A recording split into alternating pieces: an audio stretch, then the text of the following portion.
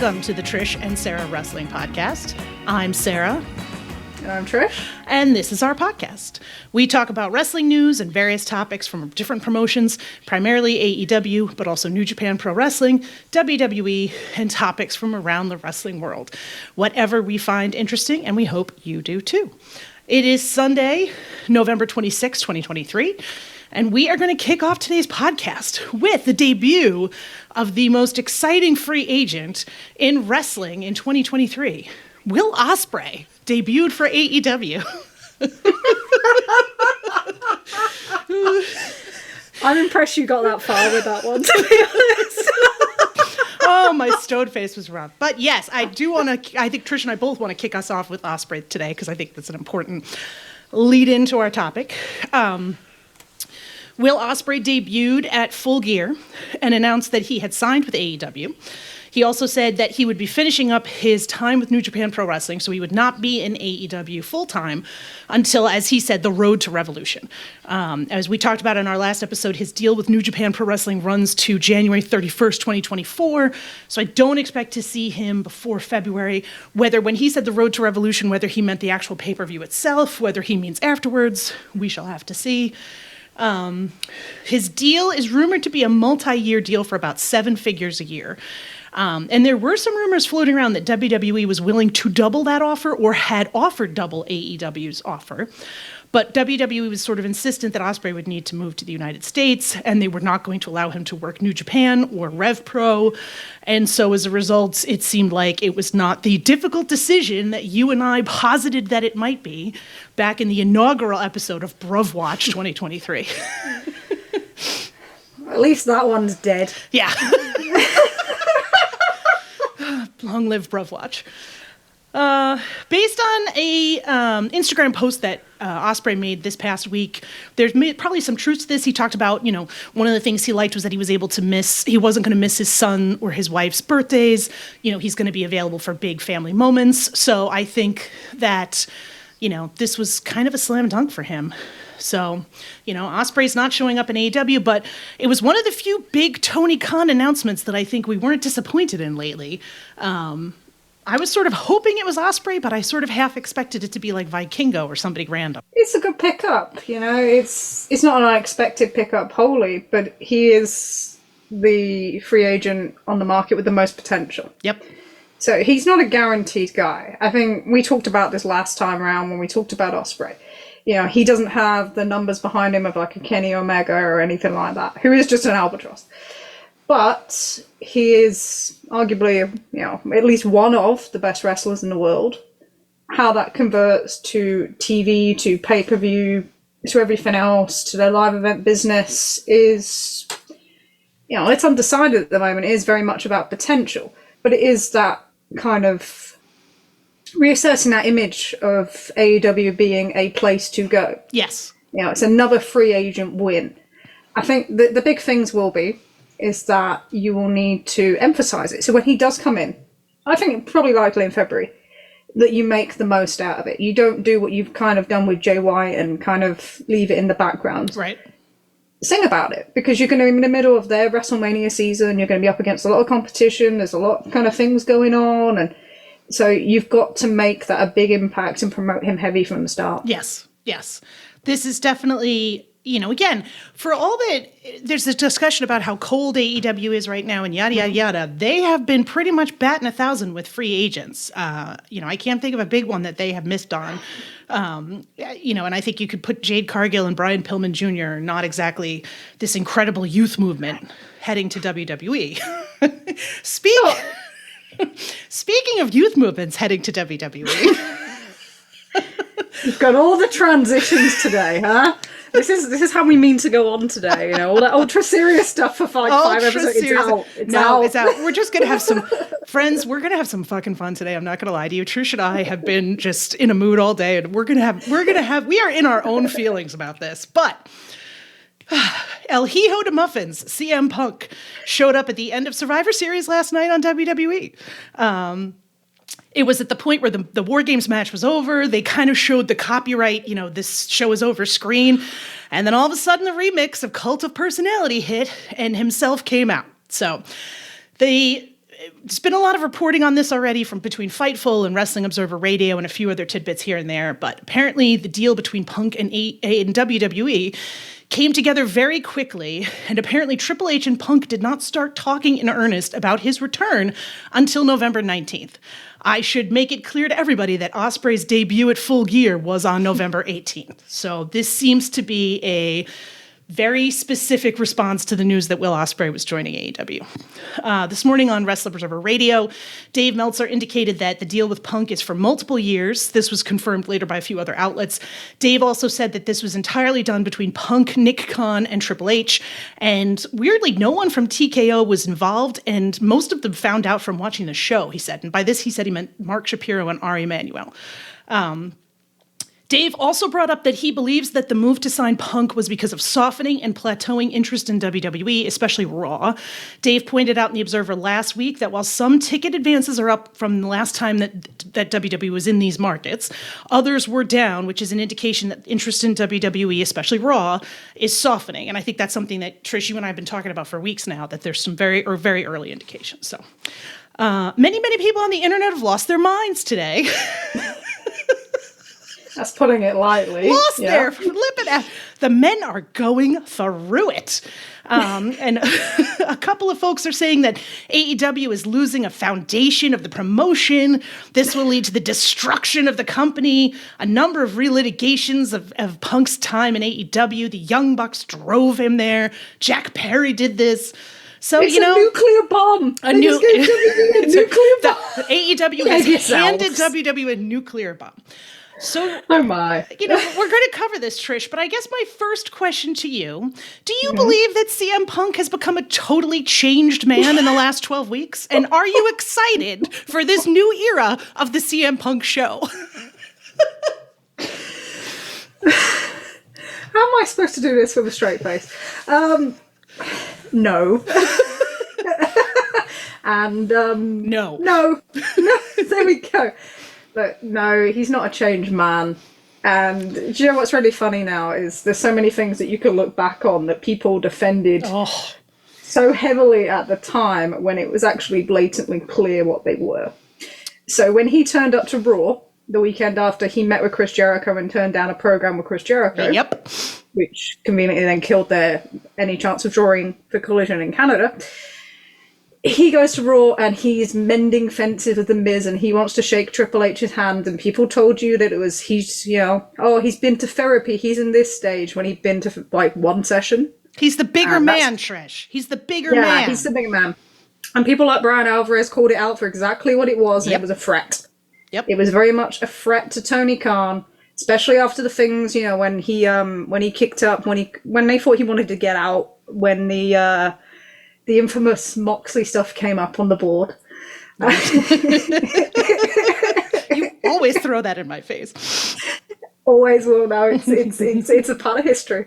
But no, when that came up, and then this consequently after, everyone said, he's just and then Alvarez said, no, this is a threat to Tony Khan. This is, I'm not this moral guy that I will never go back there. And he never was. There's this saying that he always was. He went to WWE backstage in 2019. Yes. He could have joined AEW then.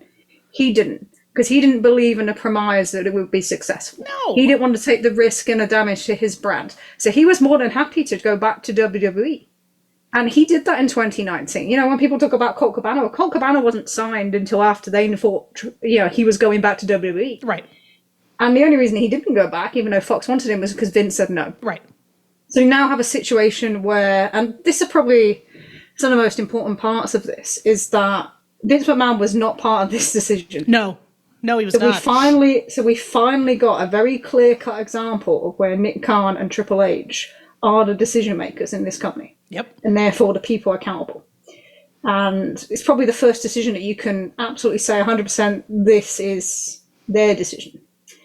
So that's kind of important. And do you remember when Vince McMahon kind of stepped down and people were like, this is great, and they were celebrating, and some of us said, this is actually the worst thing that could happen to AEW. Yep. And I definitely think that's been proven right. And it doesn't mean that their TV is, world class or anything like that. but they've cleared up so much of the kind of things that annoy people from Vince's era. Right. That it became a more attractive proposition to talent and to viewership. And that, because of their size and their scale, was always going to present a much more bigger threat to AEW, and especially to the people in AEW who were kind of on the view that WWE would always be kind of the big leagues. Yeah. And that included CM Punk. Yeah. Yeah. You know, he cuts that press conference, that promo on Hangman, you know, you've never done anything in this business, da, da, da, da. And that was the real kind of exposure on who he was and how he saw AEW. He didn't see AEW as in, you know, this mainstream project that was on a similar level. He saw it as a smaller project that he thought he could elevate because he was the big star that made it in WWE. Right.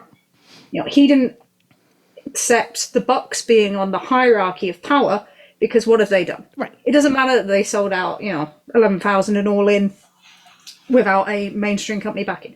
It doesn't matter that New Japan sold out Madison Square Garden. None of that matters because it's not WWE. Right. He doesn't see that as valuable in any way. Like, no. You know, which is, I think that's why that tweet this morning from Garrett Kidney just sort of irritated me a bit, where he was like, you know, AEW has lost the foundational pieces in CM Punk and Cody. And he's completely right about Cody. Like, let's put that aside. Yep. But the CM Punk piece, like, to me, it gives Punk like a level of importance that he didn't have in the foundation of AEW, and that he actively rejected, let's be honest. And secondly, it diminishes the efforts and the energy that a bunch of other people put in to make that promotion happen, and the work that they put in through like the pandemic. Like, Punk was very happy to glide in at the 11th hour and say, oh, hey, you guys are going back on the road. Let me take advantage of all those pops. Like, he didn't want to do anything that was going to be difficult or hard or unpleasant, you know? And that's one of those things that I think, like, yes, you want to walk it back and you want to say, oh no, it's the spirit, you know, the pipe bomb promo is the spirit that started All Elite Wrestling and yada, yada, yada. And like, fine, you want to argue that there's maybe something to it, and we could sort of fight it out, I guess. But like, realistically, the guy had nothing to do with founding AEW. And if anything, some of the stuff that came out of his tenure in AEW was actively working against a lot of that foundational spirit. And I think people want to try and ignore that and pretend that's not the case. But, you know, there's definitely damage done to AEW, but I have a hard time believing that Punk in WWE is going to do more damage to AEW than he did when he was in AEW. No, absolutely, because, you know, the way I look at it with this foundational stuff, you say the pipe bomb was a foundation, as in, no, that just voiced people's kind of dissatisfaction with WWE. That promo, and I've said this numerous times, you go back and listen to that promo isn't about, you know, setting up some sort of alternative or driving the business forward. That promo was just about having CM Punk as the main star in the company. And that was a key role and reason as to why he left the company. You know, you can talk about the staph infection, you can talk about other things, but this is a guy that was offered, you know, a semi-main event match at WrestleMania with Triple H, and basically said, you need to be in the match with me, not me in the match with you. This is not a guy who wanted to change the industry. He wanted to change the industry for him. Right. And there's enough people, you know, that believed in the spiel and believed in everything. But at the end of the day, if New Japan doesn't change and Kenny Omega doesn't make the strides that he does, and, you know, the Bucks don't revitalize indie wrestling. Right. If none of that happens, if Cody doesn't go there and Jericho doesn't go and have that match with Kenny Omega, none of this happens. Right. What part does CM Punk have in the starting of this company? You know, John Moxley being the guy to jump and just make, like, the bet of, I could earn however many million a year here, but I want to go and try this, and I want to drive this company forward. These are the guys that are the foundation of this company. Right. He turned it down. Right. Multiple times. He was the first person that Tony Khan went to. And then he tried to do the whole they're unprofessional and things with the phone call thing with Cody Rhodes and stuff. You know, he's not a foundational part. If you think of him as like an ideology that might have inspired it, fine. But he never went out there on the indies. He could have gone out and done this himself. He could have gone out to New Japan when he quit with WWE. Could have gone to New Japan, could have gone to PWG. Could have gone to Ring of Honor. He could have done all this. Yep. He didn't do it. No interest. Sat at home. No. So you want to rebuild history and retell history because it makes you feel better, then that's fine. But what these guys and a lot of these people don't accept is that this company changed the moment he came in. Yep. All them foundational pieces, all that kind of that mindset. I keep hearing people talk about change the world and how that mindset was the identity of AEW. Where do you think that identity was lost? It wasn't lost 8 months ago. It wasn't lost by having Pat Buck and Jimmy Jacobs and Bryan Danielson on creative. That came out of the power vacuum that came after. Right. It was lost the moment he walked into that company. Right. And it became all about him. And all the long-standing development, the elevation of talent, the long-term storytelling, all of that went out the window. That's it. And that company changed. That power structure changed. He was the one responsible for lots of items in that company changing. Where do you think that price structure change come from? Right. That took that product away from the fans. He even says it. He can go on into his own press conference and talk about, $1 million gates off my back. Right. But the only reason that's $1 million gate was because that price structure changed. Where did that come from? They priced a lot of fans out of that company just as WWE lowered theirs. They got called out by that because they became obsessed with these $1 million figures and these attendance figures, and less about how many people can we get in the building for our product. Right. Same with, where the rankings go. They didn't disappear in the last 8 months. Nope. Oh yeah, no. Something else that went missing. There are so many elements, and yeah, I think, there's this thing of they've lost a foundational piece or a feel of AEW. No, him coming in caused them to leave part of the feel of AEW. Change the World died. It died by Double or Nothing 2022. Oh, yeah. There's lots of talk about Hangman's promo because you heard what Punk said about it. No one's ever kind of discussed what Hangman said about it.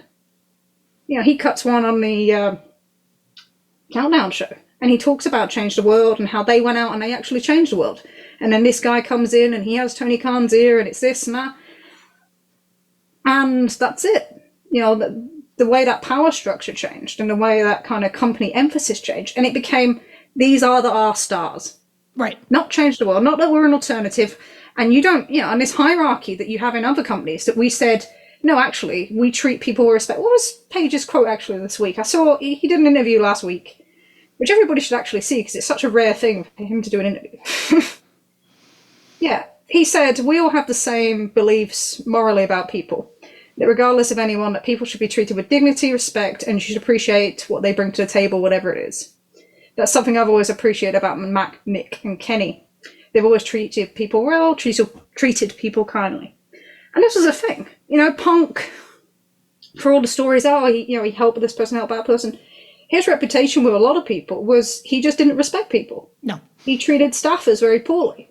He treated other people very poorly. He talked down to people he thought were lower in the hierarchy, including the Bucks on numerous occasions, and wanted to change different things that he just thought weren't right because they weren't like WWE. So this thing that he was this foundation of this alternative kind of brand, but also this alternative way of thinking, it's just bullshit. Like anyone that watched Collision in the last... Sorry, nobody watches Collision, but anyone that did... Trish. Here's my thing about this, right? Everyone's going berserk about how, oh my God, WWE is going to be so lucky. Punk is is a generational talent. He's a huge draw, yada, yada, yada. And I don't want to fall into the trap of doing what I believe others are doing, which is downplaying his ability to draw and his talent in a way that minimizes it, right? That is bullshit. Okay. Because let's face it, the guy is to a degree a draw. Absolutely. Mm-hmm. He is extremely talented. Absolutely. But we also just had an entire summer where the guy had his own show that neither drew ratings or tickets. So I'm kind of confused as to where this insane belief that CM Punk is this incredible draw and he's going to draw giant houses. Now, do I think Raw's going to do a crazy number tomorrow? Absolutely. Yes. Because everybody wants to tune in to hear what we all know he's going to say. Like, I could write this fucking promo right now. Let's be realistic. There's going to be some comment from Seth Rollins about muffins or something. There's going to be something about, you couldn't hack it in the minor leagues and now, some bullshit like that, right? Yep. There's going to be some kind of I was stuck with children or some kind of cutting remark. Everyone's going to go, woo, and then, yada, yada, yada. So they're going to do a huge rating, and I'm sure he will pop ticket sales for a little bit. But like, I don't anticipate him being a giant difference mover in their numbers in the long term. He wasn't for AEW. And I just, I just don't see it happening now, especially when you have to take someone whose whole thing was, I'm going to do worked shoots, right? The whole angle last night. Let's start off with the angle last night, right? The show ends or is going off the air, and supposedly Seth Rollins is real mad. He's big mad, Trish. They're holding him back. He's so upset he had no idea that CM Punk was going to show up. Well, of course, this is immediately debunked by frickin' Dave and everybody else by being like, oh yeah, it's work. Seth knew he was coming in. The guys in the match knew he was coming in. Seth was worked. Drew McIntyre was legit upset, but, that may have calmed down as the night went on. So, like, clearly Seth's going to be Punk's first program, and the odds of WWE being able to do a legit work shoot program, I mean, sure, there's going to be idiots that are like, wow, they really hate each other, but like the reality is they're not going to be able to do this. It's going to be like clearly fake. And like, secondly, like, do you think that a work shoot situation in 2023 is going to draw like a whole bunch of viewers? Like, do you think that the WWE, A, is going to be able to pull it off with any skill, B, let alone convince its audience that it's good? I have my doubts about this. Okay. I've not really thought about that bit. I thought that it pretty much indicates that Rollins will be his program all the way up to Mania. I think that feels pretty clean cut. Night one of a 2-night extravaganza. Where they always come back to haunt you. Oh. And, this is the funny thing, is when I think about his time in AEW, so people talk about it becoming more WWE-like, and work shoot things have been this thing in WWE for so long. Probably since him. He probably was the originator, and then it became a thing. Most notably, I think about Becky Lynch and Ronda Rousey. Right. Which really upset Ronda Rousey. But, so, can they orchestrate it? The thing about it is, he's going to try and be on his best behaviour for at least a few months. Yes. And they will... just like AEW did. So, one of the probably things that people don't realise or haven't noticed, you see everybody go, oh, it started with Hangman. No, it started when he walked in the company, and it got progressively worse, especially from January through to May. Yeah. That's it making air. So they covered it up because it was the best for business. And the same with the stuff coming out of, the brawl out stuff. They covered that up. No one spoke, apart from Punk, repeatedly. Yep. The same thing with when he first came back and the stuff with Jungle Boy. People are like, oh, Jungle Boy brought up. And that never got brought up at all. No. People knew about it, but it didn't get brought up until he panicked because he wasn't getting the right press after he did his Hangman call-out promo, which may or may not have been after Paige refused the meeting. No one wants to talk about that one. But the point is, companies will cover up things that are best for it. They'll keep quiet, and wrestlers will keep quiet if they think it's for the betterment of the company. And for his, positioning, it's not really in his interests currently to kind of leak a lot of that stuff while he's trying to, get one back on AEW. Right. Will he and Seth be able to get through everything? Seth's quite a fiery character. He's kind of known a little bit for that. So that could be quite an interesting dynamic if you've got to do that week after week. But he has no leverage. Well, Seth does, but, he's in a contract year. But Punk has no leverage here. No. He's not booking the show like he was Collision. And the people that were concerned when he was given that booking power when he came back were right, including Dave. Yes. Yeah. 100%. Who never said what his concern was, but it was made clear that that was his concern. So he doesn't have that power now. He's just a talent. He's going to have some influence in this program, but he's not going to have any influence on, the way of the company. He's not going to have an influence on who's going to be champion. Because, the people that still, it's amazing me, the two things that people believe that I can't stop laughing at is the people that still believe he had nothing to do with Colt Cabana, and the people that believe he didn't want to be champion. Yeah. Jesus Christ, That makes no sense to me. Like, come on, guys. I don't know. Like, yeah, come on. But yeah, the thing was, so they'll work this program. Will he be happy in that role? Will he be happy without being able to kind of expand his influence? Is it enough for him to try and show up his enemies? Is it enough for him that he won't be positioned as the main guy? Roman Reigns is still the main guy. Is it enough for him that there are people in that company that will not work with him, no matter what? Yep. And that's probably not going to change anytime soon. There's people going, oh, everyone in WWE work with him, it's all business. No, there are definitely people there that will not work with him. In terms of like ratings, yeah, he'll do a huge rating tomorrow night, more than likely. They'll definitely do that. It's off pay-per-view as well, so you expect Raw rating to be up. How long will it last? It's probably till Mania most. Will it move tickets? Now, I'm more dubious on this than most, because his ticket record in AEW wasn't this huge mover. You know, people keep accounting him like he was. No. Outside the kind of the debut. And it's the same people that were like, oh, he's going to sell out when he comes back in Chicago. And then it didn't happen. No. And then all of a sudden it's like 9,000's like the best number AEW has done all year, when it wasn't. No. You know, it was behind LA. So, in terms of Dynamite taping. So, in Collision tapings. And then, you know, by August, they're doing 3,000 and a few hundred in Kentucky, when Dynamite did 5,002. You know, if you remember when Collision came in, even Dave was like, you know, it'll be great for his kind of resume if they beat Dynamite each week in tickets, if they beat Dynamite in ratings. And I'm not sure, you know, I don't know why there's this kind of thing when people, they don't look at his record and think, you know, why is this not generating? So John Cena, for example, comes into SmackDown, helps their rating for 10 weeks, but draws a ton of tickets. Yes. Yeah, SmackDown's doing over 10,000, was doing over 10,000 every week for quite a long period, like that 10-week period, like one of the biggest periods. You can, if you look at the graph, it's like this huge thing where it just kind of shoots up in that kind of period where he's there. CM Punk is not John Cena with tickets. No. And people didn't question it. So when he goes to AEW and they get to like Q1 2022, and when you look at the figures for Q1 22, I'm going to bring them up. There we go. And then market to market comparison. You know, why is it that they get to Q1 2022 and the first 4 shows in that quarter are down from the previous visit? Some of them rescued. You know, Newark was rescued by Adam Page and Bryan Danielson. Yep. They've been a lot lower. People said nothing. Surely, if you're bringing in this talent, if you've got Bryan Danielson, you've got Adam Cole, you've got CM Punk, and they're apparently much better than the talent that you previously had already, then those numbers should be up. You know, Q2, they were up in 4, down in 3. Some of them were bigger arenas. Q3, including, you know, which went on sale mostly in Q2, where we started to see softening. Similar to how we saw WWE softening in this period. Yep. We saw AEW softening in Q2 in 2022. And those sales come in, you know, Q3, down in all 7 all 7 areas. And this has continued, you know. This thing is that he came in, he drove loads of tickets. He drove some tickets, but they weren't increasing in their market-to-market numbers.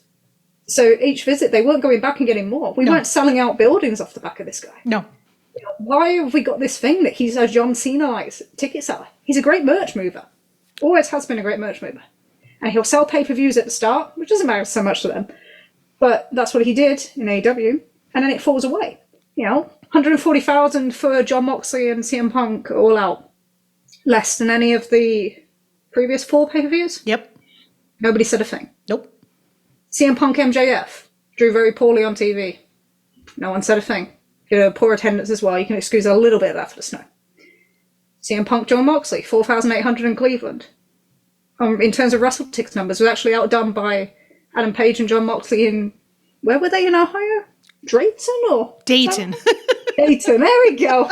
I've been to Ohio, I should know better. Yeah, Dayton, Ohio versus Cleveland market. Massive underperformance. Why were these numbers? On sales in August 2022, very poor. He came back, none of those numbers changed. There wasn't a Cena-like change to business. You know, and that's probably the biggest thing, is a year after. So he comes in August 2022, July 2021, sorry. July 2021, one of the most significant periods in AEW history in terms of figures. 0.44s, 0.45s off the back of the Hangman Omega stuff. Yep. And a little bit with the Chris Jericho MJF stuff. He comes in, a year later, they're posting 0.30s to 0.35s. So they're posting less. They were doing less tickets. They're doing less tickets on sales, and they were doing less ratings.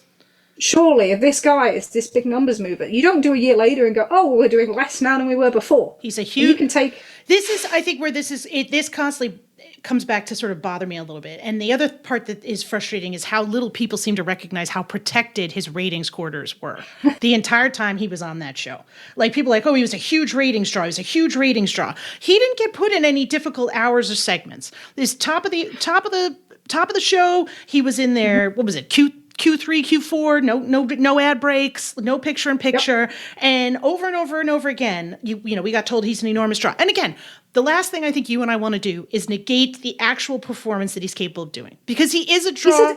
On the level. He's a top draw. Yes. He's a top draw, but he's a top draw on the same level as everybody else. Yes. And as a cumulative, AEW didn't grow from it. No. In terms of their ratings, in terms of their ticket sales, they did not grow from it. Right. That's it. Right. It doesn't mean he's not a draw. Right. But it doesn't mean that, you know, him coming in hasn't made this, you know, substantial growth. And this is before you talk, you know, people can talk about this. I don't care about that. But in terms of that period of time, there wasn't this substantial growth. No. You had a brief peak from him, Danielson and Cole coming in, which is really hard to differentiate between the three because of the way that comes in. Correct.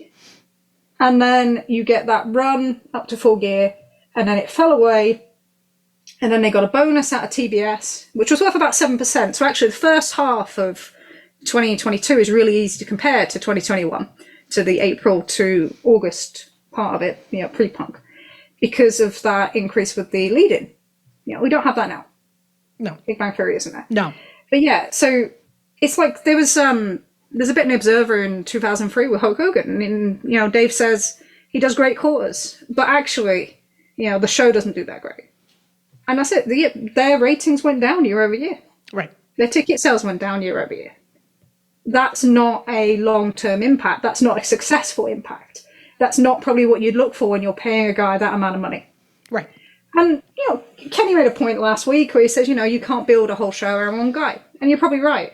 But that's what they did. So they chose to build everything around him. And I think the network wanted it to. Everything. Everything. You know, they destroyed everything that they had. They destroyed their vision, their identity. They destroyed the kind of pathway for elevating talent. Yep. And for this one guy. And even more so when they brought him back this year. Yes. You know, they destroyed trust. And that's a big one. Yeah. When you do that, you know, it's really destructive to your fan base. And yeah, it was a huge destruction of trust. So if you are going to do that, then you need the results. And that's not 0.15s on a Saturday night against no competition. Right. That's not enough. So yeah, I expect him to do well in WWE for a few months. And then, as always, you know, I said this when he came into AEW, what happens in a year? Right. So once we get past WrestleMania, then what? You know, is he going to go to Saudi Arabia in February? Is he going to go to Saudi Arabia in February? Again, I have a hard time believing. Like, and I was someone who thought that Punk's return for Collision was going to be a fast, like, this is a bad disaster, this is going to end badly, and it's not going to last that long. And I even joked, like, I don't think he'll make it to all out, right? But I didn't think it was going to be as fast as it ended up being. I mean, the man melted down rapidly. And I do agree with you that in terms of, and this is what's going to piss me off about the reframing of this narrative, right? And we talked about this many episodes ago, where it's going to be all this bullshit about, you know, the WWE structure, the discipline and the structure of WWE, because it's such a professional organization. And AEW is just an outlaw mud show. So, of course, they couldn't handle CM Punk.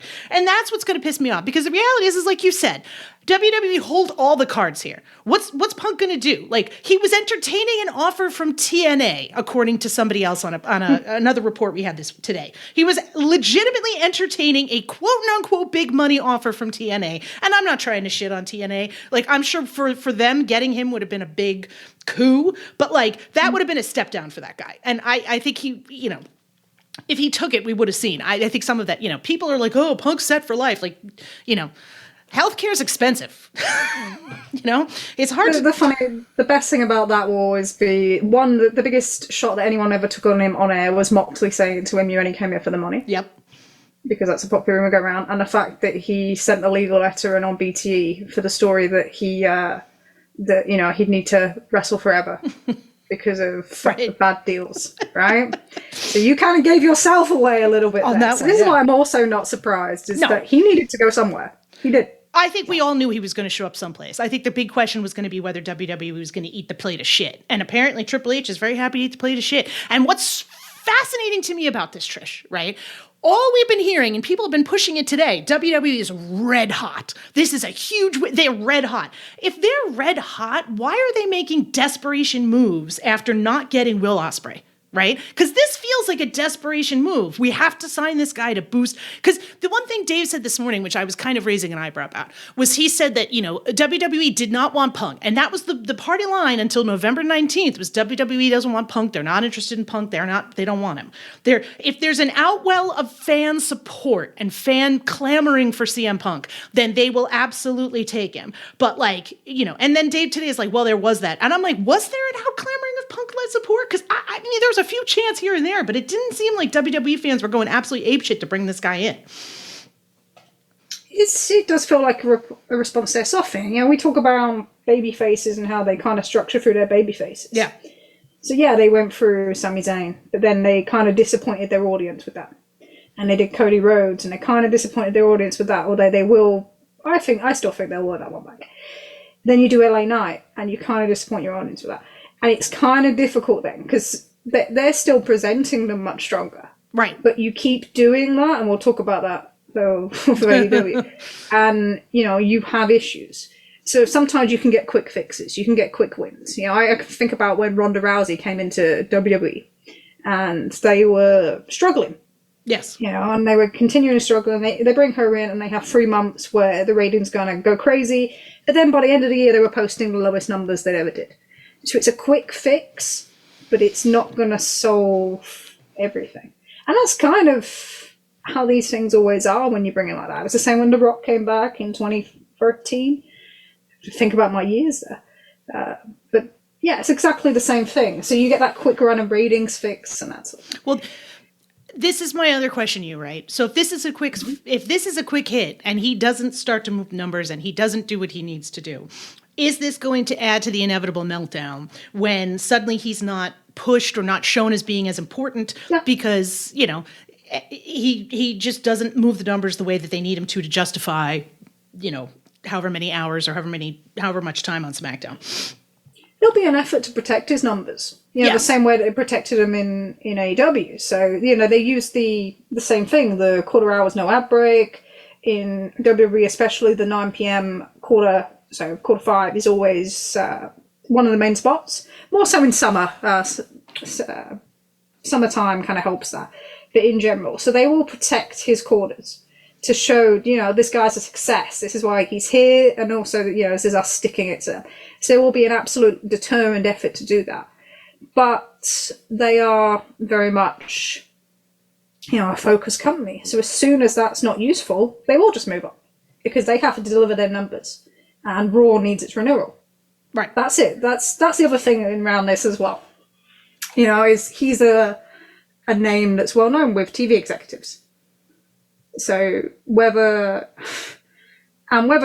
we think of someone this way or that way, that sometimes is all they need is a name. Yes.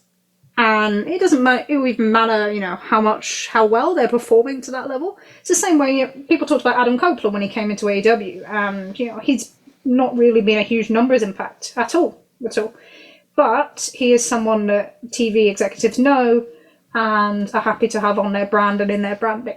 And it's probably similar. They're shipping Raw this year, and this was the same thing with Ronda Rousey. Ronda Rousey came back for Fox. Right. And that was an integral part of that Fox deal. And I think that Punk that's another reason to bring him in, is they'll say, oh yeah, now we have this guy. Will it last? No, these all end the same. My favourite thing on the board today was reading people saying, he never had a problem in the other 8 years that he was in WWE. Oh my God. And it's like, Jesus Christ. I was losing my mind over that one. He's like, it's just AEW where he had issues. Oh, okay, sure, bud. Yeah, sure. Yeah, this guy's been having issues since IWA Mid-South. It's like 20 years of this. I watched him have issues in 05, 06 when he was here. It's not new. It's not new behaviour, and he can't change. No. He could have come back to AEW. If he'd come back to AEW and he really wanted to mend fences in April, it would have been really clear. But it was clear from the off Yes. That what he wanted was revenge. Yes. And a lot of people say this. So what they don't understand is, the Bucks weren't the only people that went and to Tony over Colt Cabana, right? Yes. So Jericho goes, Daniels go. Yes. But and everybody in the locker room knew. It was made very clear that they weren't the ones that talked to the press, that talked to Sapp or talked to Dave. Correct. And yet he was sent in on them to the point of, going to see his lawyers and legal letters and stuff, which is why they went to Mego after the press conference. And I think Dave's now said that she actually took them there, which is great to have that out there. Yes. I'm so tired of they went for a fight. Yes. But the point is that he hated losing to the Bucks. He fought a bit like that. He thought Hangman was a kind of a voice for them. Yes. Didn't think that Hangman had his own voice. He just thought he was a voice for them. And to him, he lost to people lower down the hierarchy. And he's never been able to take that. That's why he's so centered in on them. He's never been able to take he was gone against by anybody, let alone these people that have done nothing as far as he's concerned, even though they've made much bigger changes to the industry than he ever has. Right.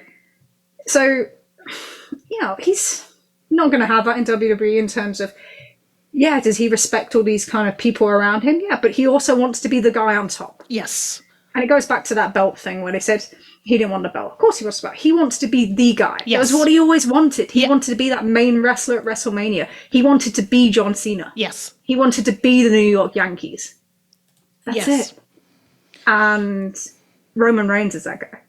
And Roman Reigns is always going to be that guy. And when he loses that belt, eventually there's a babyface turn coming there. Yes. Everyone can see that. So how is he going to deal with that structure?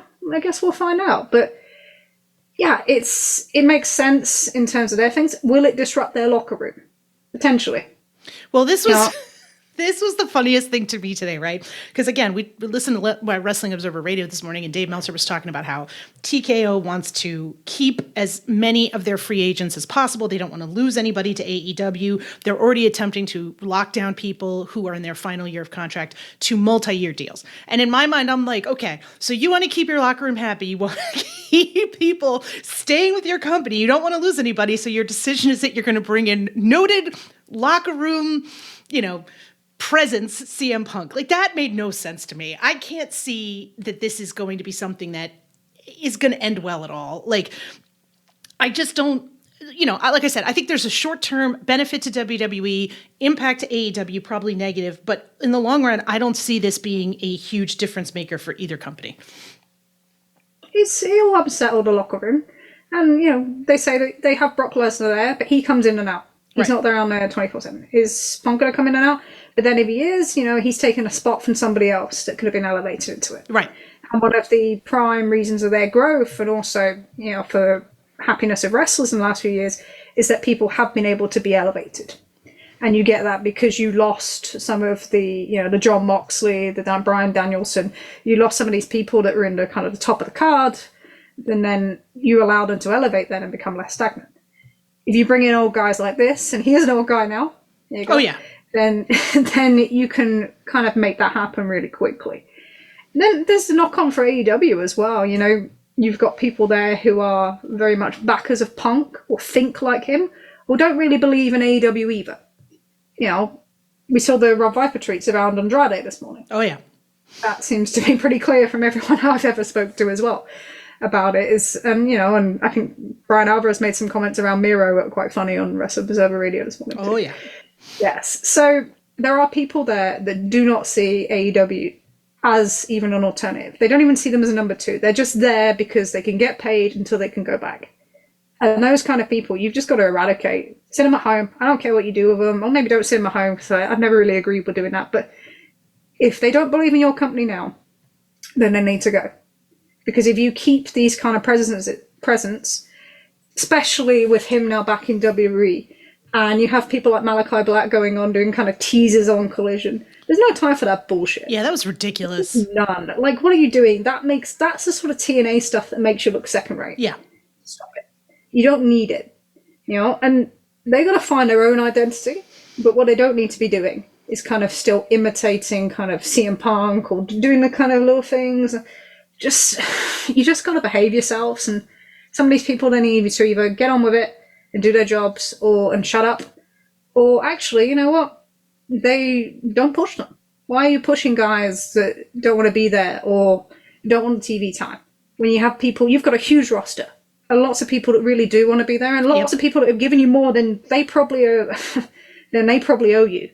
So, yeah, you can't continue doing this. Collision's a very interesting show because it was set up with kind of his booking philosophy, and that's kind of carried on. And nobody watches. Nobody watches it. And none of these people are interested. And half of them are basically, it's an episode of NXT with Adam Copeland and Christian on top. But other than that, it's just basically an episode of old NXT. So, yeah, you've got to be mindful of that. Yeah. And how many people are going to go, oh, yeah, we're just waiting up and then we're going to go back. And like, they're no use to you. Like, you've got to have foot soldiers that actually care. And you've abandoned some of these people. Oh, yeah. You broke their trust. You emasculated yourself for one guy when they would have gone on the road for you, done all this. Maybe now they won't. But, so that means eating some humble pie as well. So as much as Triple H is kind of having to eat, so does Tony Khan needs to start doing as well. Well, this is one of those things, and I think this is where we start to transition to our next topic, because this is a 2-topic podcast today, folks. We're not doing umbrella stuff. We have some thoughts and opinions and feelings today. Unlike the men, we are not going through it. We are just feeling our feelings. No. So this kind of transitions to what I want to talk about, which is that I think there's definite issues in AEW, but I don't think that anything in WWE with Punk is going to be anything more than like short-term pain, a couple of zingers here and there, maybe a damaging Ariel Helwani interview, but, we'll deal with that when that comes. They just need to allow them to answer that. Yeah. If he's going to do it, we all see it coming. Yeah. I can probably point out 5 or 6 things that he's going to go for. Like Khan doesn't believe in the Elite or Hangman. I can see all that stuff coming. Oh, yeah. But you just need to allow them to answer that. Yeah. The time of allowing them to keep that, telling them to keep their mouth shut and stuff, that's over. Yeah. Anyway. He's not coming back. It's done. Like. Yeah. Yeah, you've been weaned off now. Yeah. You don't need to keep texting him. Like it's over. Yeah. So you need to move on. You need to focus on the people that actually want to be there. You are and never. This all ended. Yeah. This all ended when the Elite resigned. Oh yeah. Yeah. That's it. The changing of the logo, and we're going to use this one permanently, and all this other stuff, and it all ended when the Elite resigned. And I think that's when he knew that he wanted out. I'm pretty sure of that. Oh, yeah. And I think the behavior after that, from the stupid promo to the press one to PW Insider and to Fightful and to House of Wrestling and to his Twitter friend Ibu, like all of that stuff just came straight after that. So that was the breaker.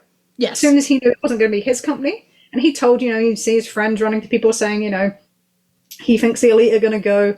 As soon as that didn't happen, he realized he would never have full control of that power structure. It was out. No, and out of that power structure, we have now what we have.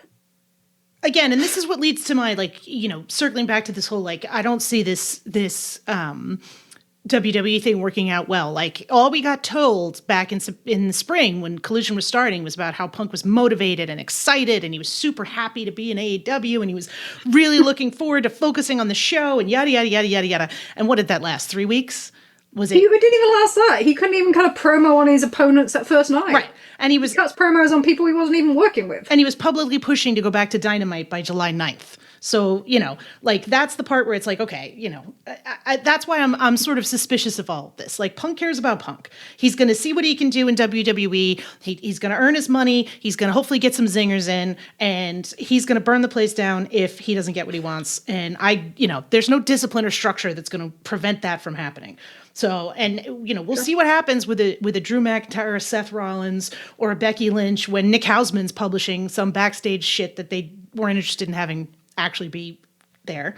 But, allegedly. Anyway. So this is kind of, where we're at with the CM Punk thing. But I think moving on to the AEW stuff, one of the things we planned on talking about today, more in depth, and I think hopefully we've left ourselves enough time, is the fallout from Full Gear, the pay-per-view, which happened, as I mentioned at the top of the show, on November 18th. And I think one of the things we want to discuss was the main event angle, which Full Gear as a pay-per-view sort of deviated from other AEW pay-per-views in that it did have a show-length angle that was centered around the main event, where MJF and Samoa Joe teamed up in the pre-show to defend the Ring of Honor tag belts. It was a match where Adam Cole did a limp in rather than a run in to distract the Guns. This led to Samoa Joe getting the pin, Better Than You Bebe retaining the belts, and then after the match, Joe left and the Guns did a beatdown and a Pillmanizing of MJF's leg, which led to MJF being carted out by stretcher and ambulance while pleading with Adam Cole to not let them take my belt, Adam. The actual pay-per-view started with the announcers letting us know that the fate of the main event was uncertain. And after the opening trios match, Tony Schiavone brought Jay White on stage to let us all know that the main event was canceled because of MJF's injury, and MJF would be forfeiting the title to Jay White right then and there, which led Adam Cole to limp out again to insist that this was unfair and that he should be allowed to defend MJF's title for him in the main event. I think I mentioned the limping, and I probably should mention the crutches right now. He's also wearing a giant boot on his leg. This had somehow already been approved by Tony Khan before Tony Schiavone came out to make the announcement, and so this was set as the main event. They literally had match graphics in the pay-per-view that said Adam Cole versus Jay White for the title. A title that Adam Cole doesn't have. All right, sorry. I got to get through this without losing my mind. Come on, right, let's finish it off. Come on. So they went, when the main event actually happened, they went all the way through both entrances for Adam Cole. Again, I should mention crutches and limping. And they almost rang the bell, and MJF showed up in an ambulance and then himself limped, albeit not quite as dramatically as Adam Cole, because, he wasn't actually hurt, from the back to take over the match, which then went 30 minutes. Okay. It went 30 minutes. So this angle was particularly odd, given that the Full Gear card contained what is undoubtedly the best and most violent death match that has been presented by a major U.S. promotion in the modern era. I don't think there's a negotiation on that one, right? Nope. Between Hangman Page and Swerve Strickland. And the weirdest part about all of this was that right after the death match ended, with a hanging via metal chain, the announcers recapped the quote-unquote injury to MJF and called out the main event as now being done by Adam Cole. Like, the disconnect was fucking mind-boggling, okay? I thought it was hilariously bad. I laughed so hard. I shouldn't have laughed. My God, I was just like, what? Like, who thought about that through and went, that's our running order? Trish, you and I hated this. And I hated this so much that when MJF showed up with the ambulance, like, I turned off the show. I watched the actual wrestling match the next day because I was just so pissed. And I felt bad because, like, here's the thing. Like, and I think this is one of the things that you and I struggle with a little bit right now, right? We want to like AEW programming. I don't want to be someone that complains all the time. I sort of hate that, like, things with AEW are in a place where I feel like I am complaining all the time. I would like to discuss these things positively because I like wrestling and I want to have a positive experience, and not a toxically positive experience, but a positive experience nonetheless. And I hated the fact that we watched the show in a live chat with some friends, and I felt like I was sort of being a negative Nelly and, like, shitting on stuff that some folks were enjoying. It was a very mixed reaction at best to that angle. But this stuff is really sort of fucking with me a little bit. And I think the bigger issue that I had about this whole pay-per-view is that there was so much good stuff on it.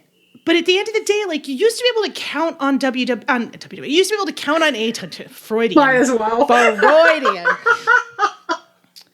You used to be able to say, okay, no, whatever the booking is week to week and whatever the dynamites are week to week, and they've got a couple bad angles and here and there, the pay-per-views are going to be fucking spectacular. You're going to get your money's worth. You're going to love everything about it.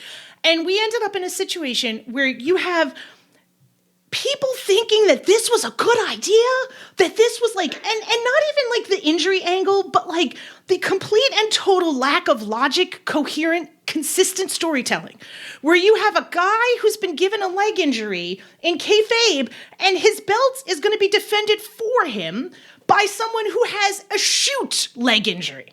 Like, this made, like, first of all, we've never had a situation where the belt's been even forfeited, right? They've always gone to an interim title, which, so first of all, you're breaking your own freaking narrative, like, layout. Secondly, how can you have someone defend a belt that they don't even have? And we're already skirting this with having Samoa Joe defend Adam Cole's tag title, right? I'll kind of allow that because it's a multi-man and yada, yada, yada, and whatever. It's better than MJF fucking beating a tag team by himself, which you knew was the next inevitable thing happening. But, like, there's just, like... And this is the part where I get so frustrated with some of the people who get so mad about comedy skits. Like, the comedy skits are not the frickin' problem, right? The issue is this kind of total senseless, absolute, like, harebrained nonsense booking. These guys could have just gone out there and wrestled a fucking match. They could have had just a good wrestling match, which is a thing AEW is pretty good at doing, especially on pay-per-views. And yet, in this case, somehow they thought this was a better idea. Like... What universe have I fallen into that this is what's happening now? I'm so like, help me, Trish. Just a really basic question.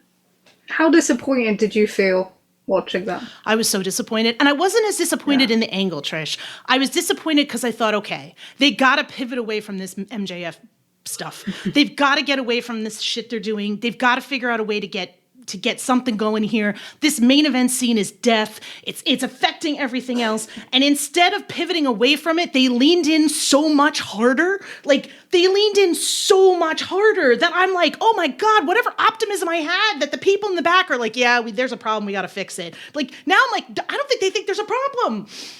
You don't? No.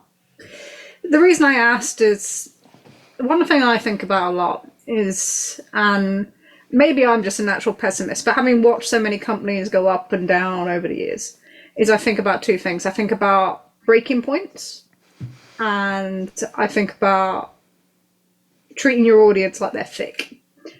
And this was kind of both in a lot of ways. So there's been kind of logic. We've talked so much about logic issues and how that affects kind of, especially babyface presentation, which we can talk about with Swerve Hangman in a bit as well. But this was a kind of the combination of all that in a show-long angle with a belt that used to be treated like a New Japan title, where it was the be-all and end-all to this company. It was the top belt. It was the thing that everybody wanted. It was the thing that Hangman went through a 2-year journey for. And then, you know, a lot of us got a little bit upset by that All In when they were like, we don't care about this belt anymore. We want to care about friendship. And the tone was right, but it just downgraded the belt, and this downgraded it further. And this all stems from the fact that they've had 9 weeks or whatever to do the JY MJF build, and they built it so poorly with so many tangents, whether it was the quarters, whether it was running the Kenny Omega thing, whether it was doing the scissoring or the devil, or whatever it was. They left themselves into a point where the challenger was a plus 5,000. Oh, it was insane. Nobody thought Jay White was winning. Like some ridiculous... Yeah.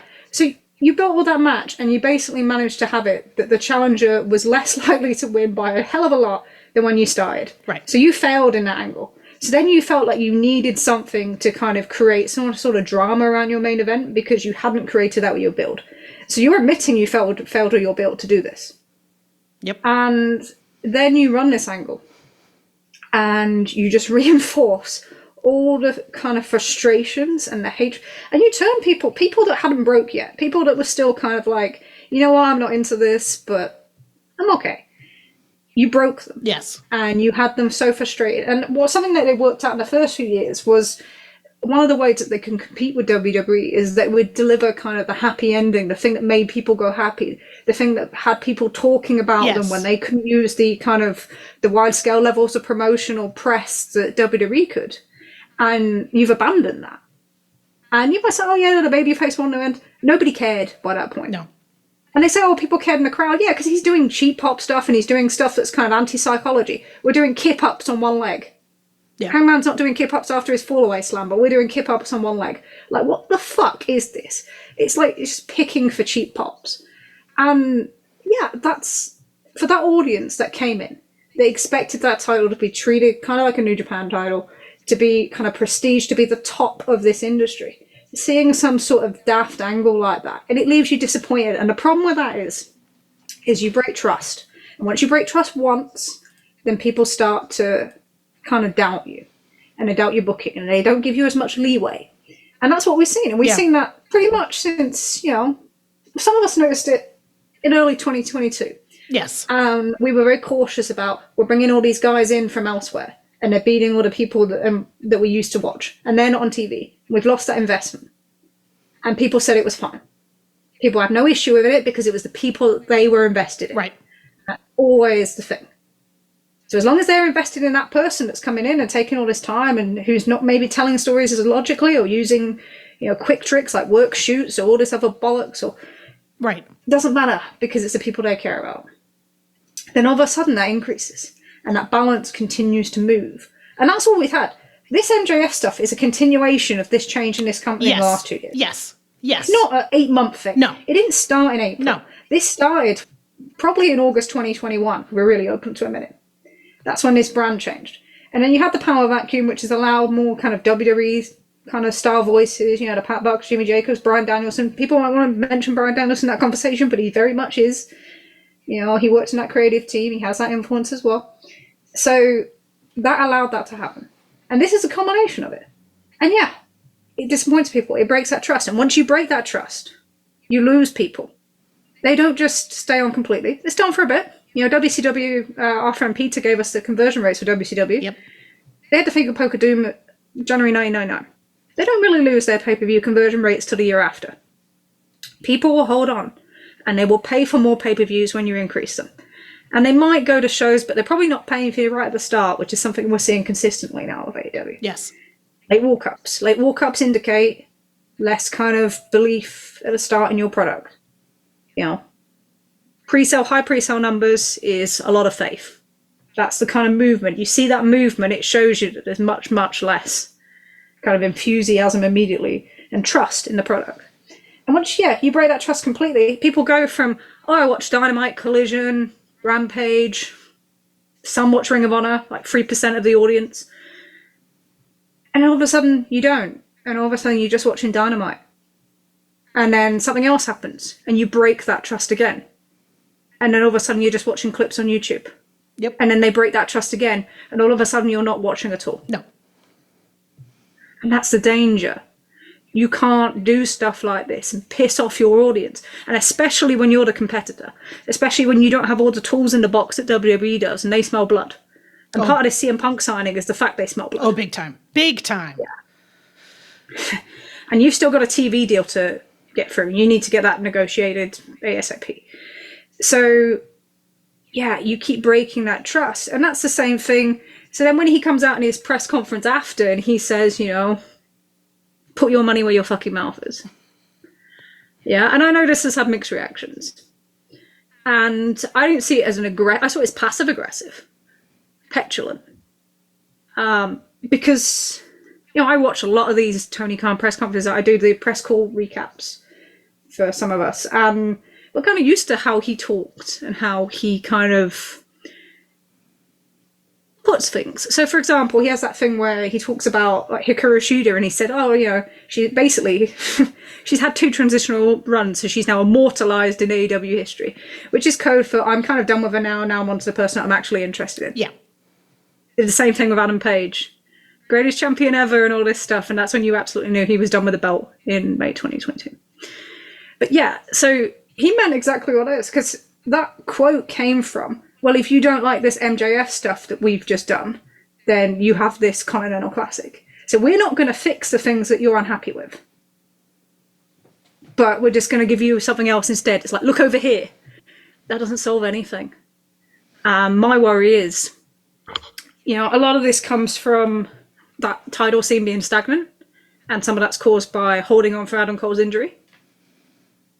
But the next decisions they make now, especially going up against kind of WrestleMania season, are going to be critical.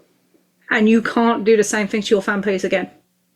You can't keep doing that. That disappointment and disappointing your fan base and not delivering the product they want is far, far, far more critical to the future and success of AEW than whatever CM Punk does. Agreed. Yeah? Go on, sorry. No, I think I wasn't as annoyed by Tony Khan's comment as you were. And I love, again, when you and I disagree, I always get really excited. Okay. Because I'm always like, oh, we didn't agree on something. We have something to talk about. Right. That said, I was like, I didn't think it was good or smart, right? I didn't think it was like a choice he should make. And I think, especially after the pay-per-view, but at the same time, part of me is in a situation where I'm like, I don't think MJF has any babyface instincts. And we talked about this last episode a little bit where, we talked about like MJF is not a natural babyface. He's not studied babyface. He's not been a babyface. Like, I really think that part of the problem they're having right now is the disconnect between the online discourse and the reactions in the stadiums, because realistically they got huge reactions to that program. People went nuts when that ambulance came back. Like, we were all online screaming our head offs. But this is where you start to lose people, because if your gut is telling you that you think this is good and you really like this a lot, and the audience is telling you that they like this a lot, then you're not necessarily looking for the deeper water and like the Niagara Falls up ahead, because you're like, hey, they're cheering me from the sidelines. Like, you're booking yourself into incoherence, because you, like you said, you're treating your belt like garbage. You're treating your audience that there doesn't have to be logic or consistency, that you can change the rules whenever you want to, that anybody can do anything at any time. And like, sometimes swerves are good, but sometimes swerves like fuck you up. And I think that's the bigger problem that they're potentially running into now. And I also think there's this situation where if you can't point out exactly what's wrong and you're just screaming your head off that everything sucks, again, like, how is that criticism heard necessarily, right? Because again, there's the disconnect between the people and the audience. And I feel like this is where, that comparison I made about MJF and Cody is not totally too far off right now. No. Like, he just seems to have completely lost whatever skill he had. And I have some empathy here, because I can only imagine how absolutely and completely terrifying that must be as a professional wrestler, where you live and die by the reaction of the crowd, and you live and die by the way that they're responding to what you're doing in the ring, right? If you can't figure out what you're supposed to be doing, holy shit, that has to be scary as hell. Like, and I don't know, like, if people in the back are like, no, this is going great, like, who's saying that this sucks? And why is no one listening to them? Because this sucks, and someone should be listening to them. The thing is that this stuff will permeate online first. Yeah. Right? And then it will come into the crowds. Same way it did with Cody. Yeah, same. You saw that with Cody. Cody thing came up first, and then it will permeate into the crowd. And it'll permeate into the crowd as they realise that what's behind this gimmick. We're doing the stuff for the cheap pops. And that's fine. You know what? You can justify that if you're John Cena and you're doing 10,000 tickets every week. Much more difficult to justify that. And, and to actually be fair to John Cena, the first 5-6 years before he had the kind of I'm playing with NXT stuff, he kept very much, this is my character, this is my role, this is how I wrestle. Right. This is using everyone's book. It's using every page in the book. Heel, face. So there is no definition, and that has a shelf life. And there's a little bit of that with AEW at the moment. A lot of the things that are being pushed are things with their gimmicks, and their gimmicks with a shelf life. There's Tony Storm stuff is a gimmick with a shelf life, whether you like it or not. It's like Fandango, right? It has a shelf life. Right. Same with the Julia Hart stuff. Same with the Acclaimed. We're kind of seeing the end of that shelf life now. If you look at their quarters and their numbers and the merch sales and whoever's responsible for that. But that gimmick has kind of seen the end of its shelf life. And this is kind of what's going on with Max right now. But the thing, about that comment is, and I know that you didn't take it kind of the same way that I did. And I thought this was probably because of where I came from as a wrestling fan, and I probably fall more into that category where it would annoy me, I think.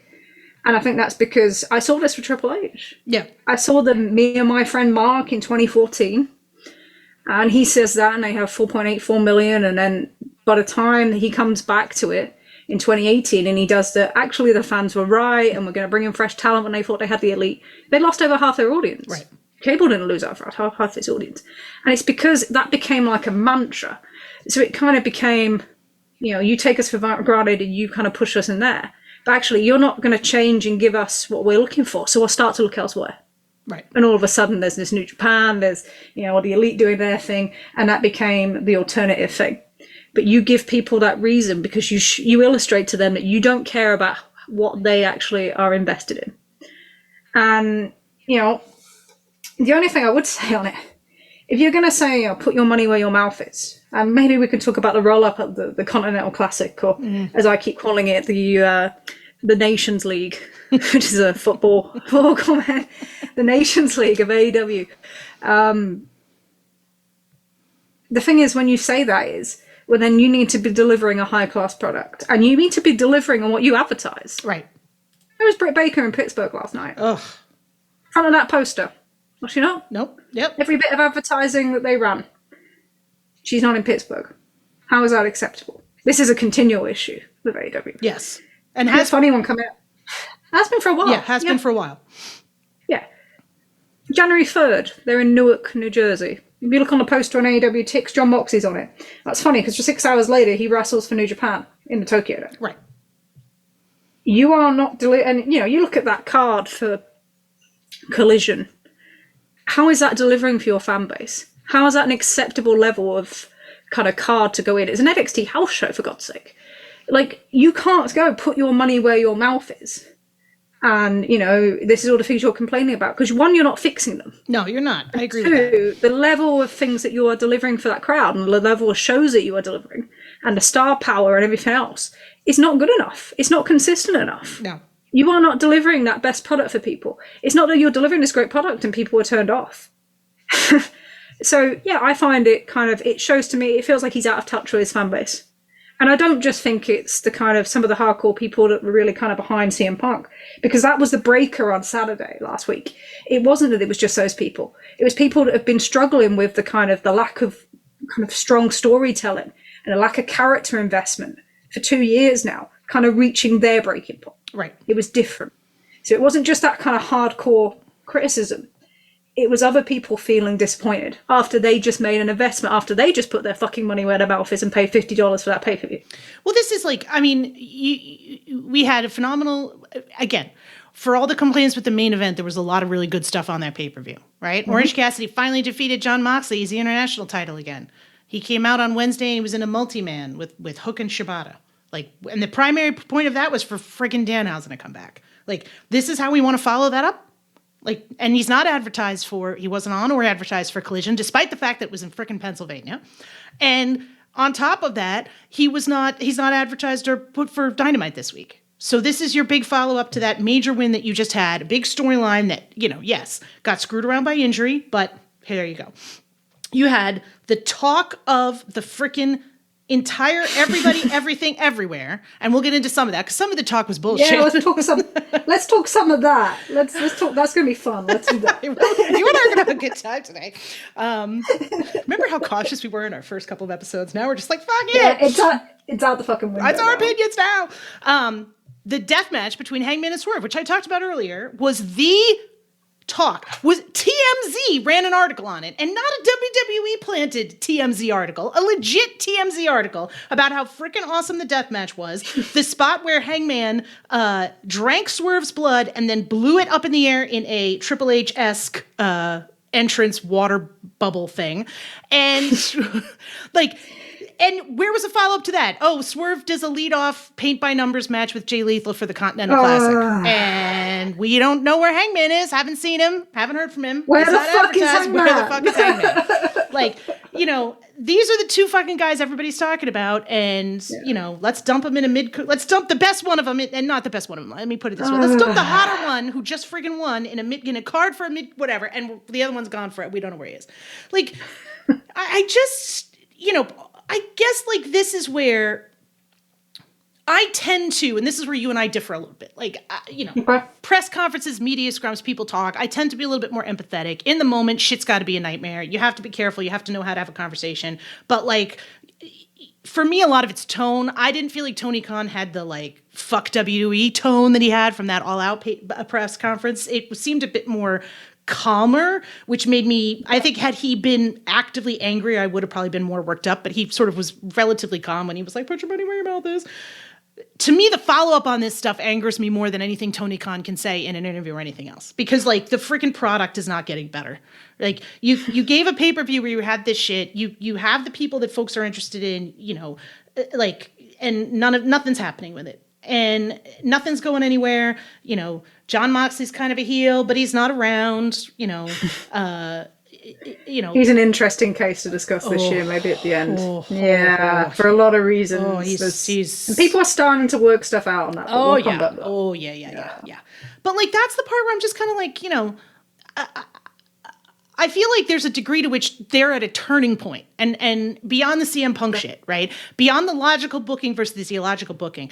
In my mind, I feel like they're at a point where the audience is desperate for Tony Khan to push some people that for whatever reason, he doesn't seem to want to push. He seems to want to push some other people that the audience is like, thanks, we kind of like them, but why are they all over our TV screens when one of them has crutches and can't wrestle? And like, hey, there's these cool guys who seem to be doing cool stuff, but we don't really ever get to see or hear from them except occasionally when they absolutely over-deliver for you. And Dave went into this extensively on Wrestling Observer Live, where he talked about Hangman over-delivering over and over and over again. And yet, over and over and over again, he's forced to have to come back from nowhere because he's never given the time or the energy of the follow-up. And we talk about freaking Hangman all the time.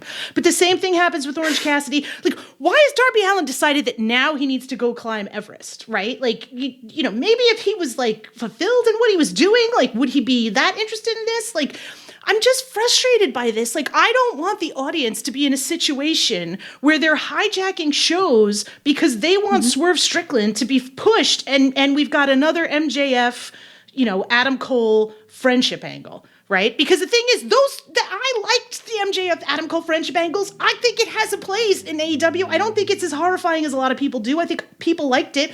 But at this point, like, what are we doing? You can't do anything with this from a wrestling perspective for at least 6 months. Move on to something else. Like, we have to pivot here. We have to. There's a ceiling at the moment, and this is what it kind of showed off. And Swerve's such an interesting case. So maybe talk a little bit about, I know I talk about the Hangman a lot, but there's some kind of funny things to discuss about him too. But the thing around Swerve is, so you've got a guy who's figured out a lot of his presentation. Yep. And you can see that at All In. Yes. It was like just instant. I went, all right, okay, yeah, he's figured this out, good. And you just get that moment where you recognize it and you're like, okay. And he has a lot of the things that actually are ingredients for big baby faces. So he's got a viral kind of dance thing going on with Nana and the entrance, and he's got the call and response with the whole, So as much as he's kind of playing the heel, he's probably more set up to be a baby face in AEW right now. But the reason why you're getting so many people behind him is not only just because of the performances he's putting in, and he is putting in strong work. Yes. And the fact that he's on TV consistently. Yes. Always really, really important. But also it's because that main event scene is stagnant. Yep. And people want to see somebody new break in. Yep. And this always happens when you get a stagnancy. So you do the match with Hangman, and you have Hangman put him over 2-0, and you have Hangman lose his signature match. Yep. So you've lost, so that's Hangman's drawing card gone now. Yep. And you can argue that he can do it in the future, and because of his reputation, he'll draw. But in terms of his match, he's lost that drawing card. So that's one thing you've given up for this, yeah? Then you've also given up kind of, you've given him his story of he wanted revenge for his family, and you've had Swerve go over on that. Right. So you have basically put this guy over more than... Has anyone in AEW at the main event level ever put anybody over harder? No. And Hangman's just over Swerve? No. I can't think of anyone. I was racking my brain while I was at work yesterday, trying to think, has anybody ever put anybody over that strong? No. And I can't think of anybody. So you do that, and then the answer is to put them in a mid-card tournament because you don't want them involved in the main event scene. And I know there was discussions over it, arguments over it, but at the end of the day, that's a decision they came to. And they put him in it's a paper trophy tournament. Yeah. Nobody cares. And then, so what solutions have you got now? So after the first match, you downgraded the match to kind of TNT level after he spoke about being the first African-American world champion. Right. Now you're doing it again. So this should be, you give him that, he should be going on to the world title. No ifs, no buts. And not like a year down the road. This is a setup for it. Yeah. Is he going to be as hot as he is now? No. For the future? How can you guarantee that? They have a real problem with keeping people hot. And you put him in this tournament, he's either going to have to lose or he's going to have to win the tournament. If he wins the tournament, he's saddled with mid-card belts and he's not getting anywhere near the world title. And you're telling people that. Right. And they'll realise that soon enough. Joe's just given up his TV title. Yeah. Yeah. So you are saddled with them ROH belts. or Triple Crown and with the strong belt, and that's a whole other story. You are not getting near that world title. Is that going to be enough for people? Is that going to satisfy your audience? Or are they going to work out like the audience did at WrestleMania 31? Are they going to work out the 31? 29. Too many. No, oh God. You're having a 31, San Francisco. Yeah, that's right. You're having a Dave moment. Yeah, full Dave moment. I just need to ruffle some papers and we'll be fully free. But no, you know, that audience worked out, oh, Danielson's got the IC belt, or Daniel Bryan or whatever. That's because they're trying to go, oh, here's something to be happy by, but we're still, Roman's still our guy. Yeah. Right? Yeah. They are going to work that out so quickly. Yeah. People are thick. And as much as they're like, oh, we want him to win now, they'll soon work out. But actually, no, we wanted him to be we wanted him to be a main eventer. We wanted him to be a world champion. Right. And there are very few instances where you can try and convert someone like that. And Hangman has given you everything here for that. Yes. He's maybe over-sacrificed if this is what they were going to do. And that's not to take, downplay what they've done or the match or anything like that. No, I get it. But in terms of creating a main eventer and creating a future world champion, you then have to maximize it. So when he comes out and he does a paint-by-numbers match where he's the babyface because he's up against Jay Lethal. Yeah. So he's always going to be the babyface, and he's get the opening pop. So whoever gets the opening pop on the show, always going to be the most over person on the show. It's just how it works. So you are giving them that. Is that enough? Is there any talk on the show afterwards? Is there enough kind of build-up? Are we talking about it on our social medias? Are we, he went out and did TMZ. But are they getting them out everywhere? Are we doing articles everywhere? Are we talking about it throughout the show? Is there an update on the Hangman page next week being advertised? No, of course there's not. But they're the sort of things that make these things important. You have to celebrate them to create this momentum. So now you're going to have Swerve in this tournament. Next week, he's wrestling Jay White this week, that's right? Yes. Yeah. So he's going to be the face again. Yep. Yeah. And then in this tournament, you've got John Moxley. He's a tweener. Has no identity, really, in terms of... And people are like, oh, he's John Moxley. You need a correlation at some point. So he's going to be the face probably in that one. Because Moxley's been overexposed and a little bit and doesn't really get to communicate freely kind of babyface promos in a ring or heel promos in a ring as much. So he's going to be the face in that one. Who else in that group? Roosh. Roosh is a tweener. He'll be facing that one too. So we've got a situation here where this guy's going to be wrestling every week. He's going to be a babyface. And they want him elevated up to the main. And yet he's going to be in this tournament. How do they get him out of it? If you use anything to do with Hangman to get out of it, Hangman's the heel. Even though he's still avenging for his family. Right. So you're in a really difficult position. And you have to ask, would you put him up into the main event right now? Would you want him near any of the Adam Cole MJF stuff? Or do you want that completed? And maybe you want that completed. But if you are going to go to Samoa Joe, then you need to think about, do we then go to Swerve? Because the worst thing you can do is leave it in that kind of MJF Cole universe with a giraffe. You got to get it off of there. Like if you want, it's got to come out of there. It's got to come out of there. The rest of the card needs it. They need this thing to elevate to. You can't have Takeshi beating Kenny Omega and going nowhere. No. Injury or not. You can't have Hobbs beating Chris Jericho and going nowhere. You are teaching your audience to be disappointed and to not see pathways, to not invest in people. You have to see pathways and you have to be able to invest in people. And that's how, people get mostly over. I keep reading this bullshit about, two things I keep reading that's pissing me off actually this week. There we go. Let's get them all out there. Let's do it. One is, there's no such thing as baby faces and heels in wrestling. It's bullshit. What? Because every single company that's turned around has done it on the back of a big baby face. Right. Biggest merch seller in WWE, Cody Rhodes. Right. Yeah. And then you've got John Cena, LA Knight, Seth Rollins. And you've got Roman Reigns in next to there. But they're not cheering Roman Reigns in these matches. They're not cheering the Judgment Day or Dominic Mysterio against Cody Rhodes. They're cheering Cody Rhodes. Right. And you might get that odd occasion when they don't, but it's not constant like it is in AEW right now. And I think that kind of alignment issues and the storytelling issues that are leading to kind of the heels being the spotlight is a problem. And, CMLL, Mystico, babyface. Who are New Japan going to? Naito, their biggest fan babyface. Right. It's not rocket science. It exists for a reason. And the other thing I keep seeing is, Hangman's just a gatekeeper now. And there's even talent saying something similar. And it's like, yeah, that's how they treat him. But who was their last gatekeeper? Oh, Cody Rhodes. He's now the biggest babyface superstar in the world. Right. Bullshit. Like, these people will be the stars that you allow them to be. Don't, say, oh, it's just this, or it's not the right time, or we shouldn't be doing this. He has to make the best out of what he's got. Kenny Omega cannot be hid away in tag team divisions and not be promoted. Well, this is where, again, you've got a whole fucking second show that no one is watching because it's boring as hell, right? You can't put any of these people on that show. You can't try and give them something interesting to do over there. Like, I guess not everybody's going to be ideally happy about a Saturday night, but like at the end, what we wanted extra time for AEW for years, right? 2 hours wasn't enough. 2 hours wasn't enough. They have a bloated roster. Even with Rampage, it wasn't enough. We have it now. Nobody goes over there. It's a barren wasteland of FTR fighting the righteous. Like, what? Like, it's nothing fun happens over there. Like, yes, I'm sure there are people's faves, and I'm not being entirely fair, and I get it, right? Like, it's podcasting. I have to lean into hyperbole. That's apparently what I have to do. But like, I just.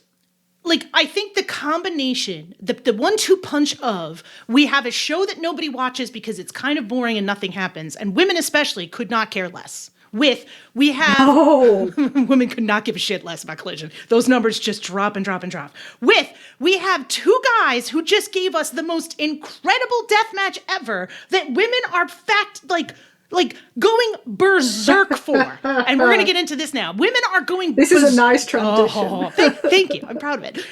Women are going berserk for this, and yet we're not putting either of these guys on Saturday, and we're not giving them an opportunity on Saturday because, we got, what else are we going to do here? Like, that's the part that makes me freaking nuts. And this is a thing that you and I talked about where, and I don't want to overstate this because I want to make sure that I say that for every man who said that women don't like death matches and women are turned off by blood in wrestling, I did see a bunch of other men saying, no, that's not true. You shouldn't speak for women, yada, yada, yada. But if I have to hear another man say women don't like death matches, women are turned off by blood in wrestling, I'm going to fucking choke a bitch. And I'm going to make them bleed because women are not turned off by death matches in wrestling. Like, show me the fucking data. And like, here's the other thing. If you're using women for my wife who watches wrestling with me but turns it off when I leave the room, she's not a wrestling fan.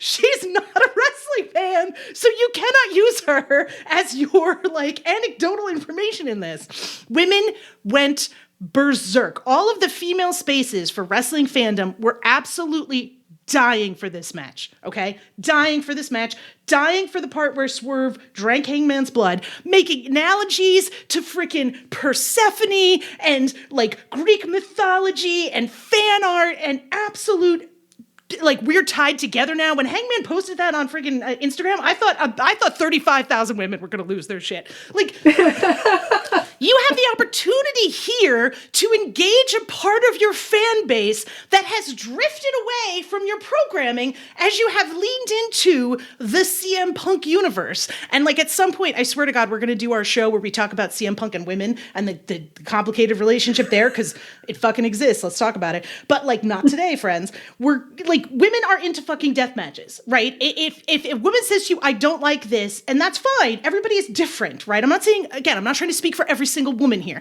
And not every single woman likes death matches. Some of them are going to be turned off by it. But if your girl is legit watching AEW on the regular, she fucking loved this match. And trying to argue with me that that's not the case, I don't want to hear it. I'll bring you 50 women that I know that will agree with me. I think the thing they miss quite simply is, if this was just kind of, and I'm going to use a term that I keep seeing that I was laughing at, quote unquote, gory self-mutilation for the sake of it, then maybe women wouldn't be as invested. Right. The same way they weren't invested in just plain wrestling matches in Ring of Honor. Correct. When you had no women. Correct. Right? Yes. The whole point about this was the story. Yes. And the investment between these two characters and the relationship between these two characters, and how that kind of the themes, and it's the themes that got them excited, and everything played in the character work. And it's that storytelling that's been missing in AEW from the onset of the kind of the CM Punk era. Yes. And how many women do we know and not just women, but in terms of what we're talking about this demo, that have struggled with the lack of storytelling and losing the characters they're involved in, and the characters they are invested in having just much less kind of detailed storytelling or illogical storytelling. They hate it. They hate it. And, all these shows with blood, right? Game of Thrones, Walking Dead, stuff like Supernatural, True Blood. Huge woman audiences. When did Walking Dead lose their audience? Did they suddenly become more bloody? Was there suddenly more violence with the zombies? No, they lost it when their plot lines got thinner, and when their when their their cast changed. Yeah, that's when they dropped their audience. Same with Game of Thrones. Same with pretty much every kind of show that had a huge woman audience that it drops. And the reason it drops is they lose trust much quicker. Yes. It all kind of goes back in. They lose trust much quicker. And once they lose trust, they just find something else to do. It's not a football team. People don't have that loyalty. They don't feel that need to, champion some sort of wrestling company. Yeah, women. They watch it for the stories. They're not as invested in that whole thing. Women have not made AEW their identity the way a certain portion of its male fan base have. Absolutely not. So this is the reason that this match had such an effect. And when I read stuff like blood drives women away from AEW, and then I look at it and I think, who are the two wrestlers with the biggest female following and difference makers in ratings in AEW? Oh, it's Jon Moxley and Adam Page. Yeah. What do they do a lot of? Death matches. Yeah. Blood matches. Jon Moxley, biggest draw in 35 to 49 women. Adam Page, biggest draw in 18 to 34 women, holds the record with Bryan Danielson in a bloody match. The second... bloody in both senses in the second one, the TBS debut, in the second quarter. It peaked in the second quarter when it was the bloodiest. Trish, the second biggest number in the back half of 2023 was blood and guts for women 18 to 30, or excuse me, 35 to 49. Your biggest fucking audience you had was blood and guts, right? Because it was stakes, it was a story, it was your favorite wrestlers, right? I mean, what appeals to women? Oh, freaking Moxley tapping out because he doesn't want Yuta to be destroyed. Okay. Yep. Ibushi and Kenny reuniting after years to take on the BCC. Right. This is the kind of shit that women are finally some good fucking food. As Rich Latta, God love him, said Hangman and Swerve are wrestling soulmates. Right. Yeah. And he did not necessarily mean it in the fan fiction sense, but he wasn't lying. And there's a bunch of women that feel the same way. This is the part where women who are fans of this medium will eat that shit up with a spoon if you give it to them. And yet we are having dry, boring, fucking Continental Classic matches, which again, I'm not saying it's not we can't have room for that, right? There's room for that there. But when that's all you give me, I am uninterested, right? Give me some... There's no one with a story. Right. There's no one with a story in that tournament right now. None. Nothing. What's the story? Daniel Garcia is losing. Eddie Kingston is losing. Okay, well, Daniel Garcia always loses, and Eddie Kingston always loses, so I'm not really sure how this is going to be a real big change for me from what I've already seen. I don't really have a lot of confidence that Daniel Garcia is going to win. He might get a win or two here and there, but I don't think he's winning the tournament. They've missed it, because you look at the G1. Why was the G1 successful when it was? Because people go in with different kind of stories in both. Naito has to get to, Wrestle Kingdom to do the roll call. Build in every year. What's the biggest audience for New Japan? Female wrestling fans. Right. Why do they have the biggest female audience? Because the characters are people that they're invested in, and every one of them has a clear goal and a clear story. And the relationship between characters is what drives people. Right. And let's... Kota Ibushi, God lovers. It's all that stuff.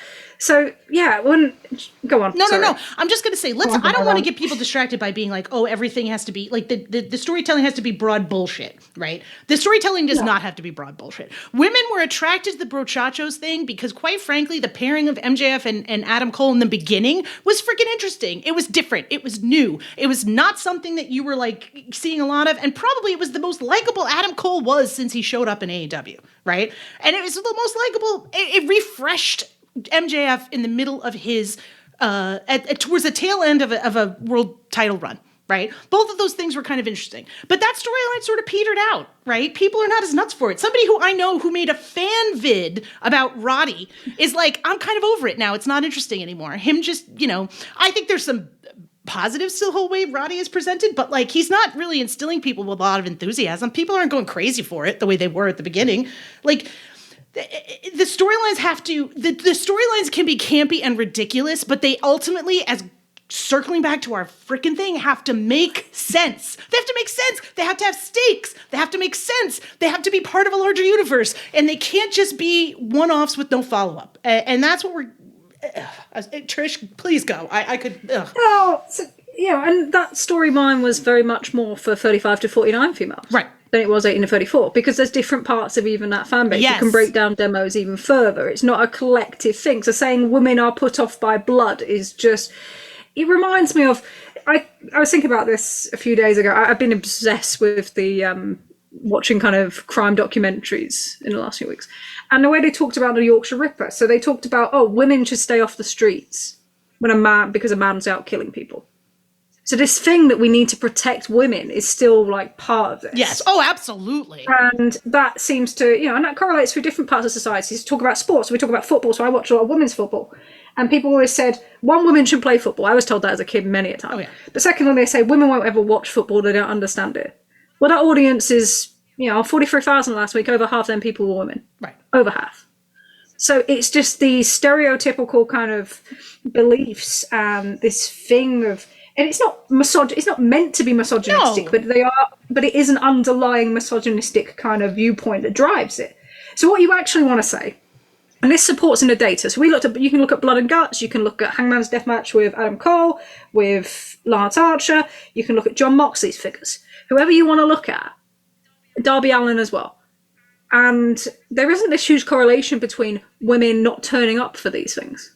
What there's a correlation between is actually they lose them in 50 plus. And the people complaining the most or using women as in you do not like blood are people in that age group who are male. Yeah. So actually, rather than saying this is going to scare women away, why aren't they saying this is older men over 50 plus scared away by this? Because that's accurate. That's in the data. What you're doing is using this group as an argument that you actually have no idea or haven't based it in data at all. And you say, women start out really high in the show and they lower, and it was low at the end when that match was on. But actually women were up 40% in that episode. But that is the trend. So if that is the standard trend, but more women turned up, then guess what? More women were into this show than they normally were. Right. But you see this all the time, and you see this in wrestling fandom all the time, right? Men love to fucking make assumptions without ever actually talking to a woman. And some of this is because women are very good at squirreling away. When you're a woman with an interest in something that is male dominated, be it sports, be it wrestling, be it whatever, you know how to hide your interest. I'm not going to walk into a chat room or a message board or a Discord or a room full of male wrestling fans and talk about the ways that I genuinely engage with the product, because they won't like it. And I will probably be, at best, the target of maybe some ridicule or some incredulity, at worst, the target of some legit abuse and harassment. So I'm going to go to where other women go and talk to them about my interest in this topic and not really engage with dudes. And I think that's one of the things that happens is and we've seen this a little bit in our friends group. Like, one of the things I think we've been lucky to do is cultivate like a space where we have friends who are, coming from all walks of wrestling fandom. And one of the things that one of our male wrestling friends said was like legitimately shocked at how many women really, really, really think Chuck Taylor is attractive. Like, flat out said, I thought it would have been Hook, but it's actually Chuck Taylor. And we were like, oh yeah, no, it's Chuck Taylor. Like, and that's the thing that I think men make assumptions without talking to a woman. And one of the things that comes up is, they don't like blood. And like, the fact is that's just not fucking true. And I don't want to hear it. And one of the wonderful things lately is how many more women are vocal about wrestling, how many more women are, we see this with producer Leah and Tunnel Talk. We see this with Waffly Bollocks. We see this with a bunch of other, female-led wrestling podcasts where women are like, you know what, screw it. We're going to talk about this topic the way we want to discuss it. And you can listen or not listen. And that's the kind of stuff that, like, quite frankly, we need more of, because I think it provides a different way of viewing the product. I think it gives people the option of engaging with it differently. I think it would hopefully, you'd think, drive these companies to be like, hey, what are the gals into? Maybe we should lean into some of that, because you and I've talked about this. The men are going to fucking waltz off for sports. You're losing Collision's audience to freaking college football. And I'm sure you're going to lose a bunch of women to college football too, but you might keep some of them if you gave us some goddamn fucking drama that wasn't built around bullshit. There's a common question at the press calls. It's been raised by the same reporter a few times now. And I thought about this a little bit yesterday as well. I was doing a lot of thinking. They were very boring trains yesterday, full of drunks people. But, it was very cold. But the key thing is that there is no female creative voice in that room. None. There is none.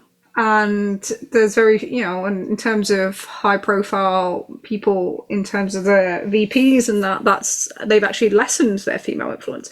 And I do wonder if everything that's happened in the last year and a half, if there had been someone in there going, this storytelling is not what we were doing, or why aren't we investing in these characters, or why aren't we investing in these characters that the female audience is invested in as much? Would it be different? I do think they lack that voice. And you can tell, the fact is that you do this deal with Ric Flair and you have that advertisement everywhere. Oh, God. What message does that send to your female fans? Right. It sends a message. Whether it makes much difference or not, it's a subconscious thing. Sure.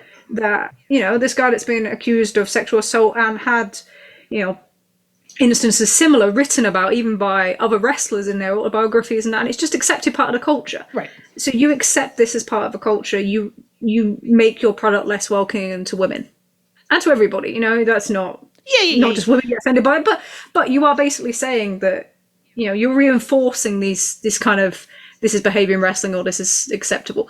So you put that as part of your product. In terms of female wrestlers, so we always talk about wrestling fans who are women generally prefer to follow male wrestlers and their stories. It's not a cliche. It's, we see it in Japan. Stardom audiences is men. Yep. The majority. New Japan is women. We just see that. Yes. But there have been major incidents in the last kind of 10 years. And this is something that WWE succeeded in. Becky Lynch, NXT run. Right. Drew really well with women. Right. Strong character that's invested in, that people care about. And has stories. Right? And people associate. Sasha Banks and Bayley did a huge female number in 1834. There isn't that investment in women in AEW. And that will also resonate with that. So you are left with the focus being on the character development and the stories of the people that they care about. Because they're not getting that kind of moral kind of feeling of welcoming from your company. I don't think they get it from the fan base. I think, I know they do heels, and that's a respectable thing to do, because safe spaces for women are pretty rare in wrestling. Right. But you're also not getting that kind of representation on the screen, and I hate doing that, because I don't want people to be, we have to have like women for this amount of time. That never has bothered me. No. I don't care about how much time they get, but they have to have stories, because if they're going to be characters I get invested in or anyone else gets invested in, that's what it becomes. It's not, I don't need, a quota or a time period, but you want to become invested in them characters. And that will help you with your female donors. That is something we see with women's football. People, you're seeing women much more willing to invest in that product because, in terms of that support. So there is an element to that, whether it's important or not, I don't know. But is the product naturally welcoming to women at the moment? No, probably not. But if you don't have that storytelling element, you might as well just throw in a thing. And that's where Collision just does nothing. No. Because it's just a collection of matches. And that's why this Continental Classic. So the thing that they miss, and the thing we talk about constantly, and it was the same with, I had a message from a friend who was just so disappointed with MJF and Kenny Omega match. And they love MJF. And they really respect Kenny. I think we talked about this previously. But there was no anticipation. And it's the same thing in this tournament. Right. It's for a paper no one cares about. It's got no anticipation. We've not built it up. We chucked the names out on a YouTube show 6 hours before. What have they given anybody to care about? And then when it doesn't work, they'll say, we just need to do more of this comedy stuff that we infused through there. Well, this audience has been growing, it's been dropping for a year and a half now. And nobody seems to be doing anything to kind of reverse that. you can tell me that it's a big deal, but if you show me that it's not, I'm not going to pay attention. And this is an easy layup for AEW that they, like in years past, okay, we have the Continental Classic. We think this is a big deal. We're announcing the participants. We're announcing the blocks. We're giving you the names of who's going to be in the first matches the first week. Like, we're going to tell you on the pay-per-view who's going to be opening up Dynamite. Like, remember when they used to do that? Like, we had the end of Zero Hour. We had, of even All Out 2022, we had Pac coming out, or Orange Cassidy coming out to confront Pac about the All Atlantic title after Pac defended it, right? Against Kip Sabian. That was like, oh, hey, we've got a program coming up. We're going to feature and advertise this program on the pay-per-view that you are paying to watch. Like, these are easy layups that I don't understand. Like, and Dave has mentioned this, and I think this was the terminology he used was, this is an easy score. Like, why are we missing these easy scores? Like, Tony Khan could come to my house and stand in front of me and earnestly tell me that he knew the names of everyone who was going to be in the Continental Classic a week before Full Gear, and I would not believe him. I would not believe him. Well, he didn't. There's good reason not to. Well, he clearly had no fucking clue. Like, he had no idea until the day of. Like, and that's like, again, it's not the end of the world, but like, you want me to tune in every week for this, right? You are telling me this is a big goddamn deal, right? Why? So it's the least important New Japan belt. It's the Ring of Honor World Championship, which is a consolation prize for Eddie Kingston, because you're apparently never going to put the big one on him, despite the fact that he's one of your most over baby faces, or at least was before you freaking cooled him off, right? And it's a brand new championship that you can't define. And not only was it a situation in which you couldn't explain it to me, you put a guy out there and made him explain it, and he didn't even understand it. Like, Eddie had no clue what the fuck this was when he went out there to do that promo. God love him. God love him. He was like, yeah, I'm doing this. Like, what? Nobody was like, everyone's like, what is this for? What's happening? Like, it's just the kind of bullshit that, like, if it wasn't everywhere all at once, if it was occasionally someplace, like, shit happens, people have injuries, I get it, but it's everywhere all at once all the time. And it seems like the only person who's going to be guaranteed to be on a show and get a fucking segment is MJF.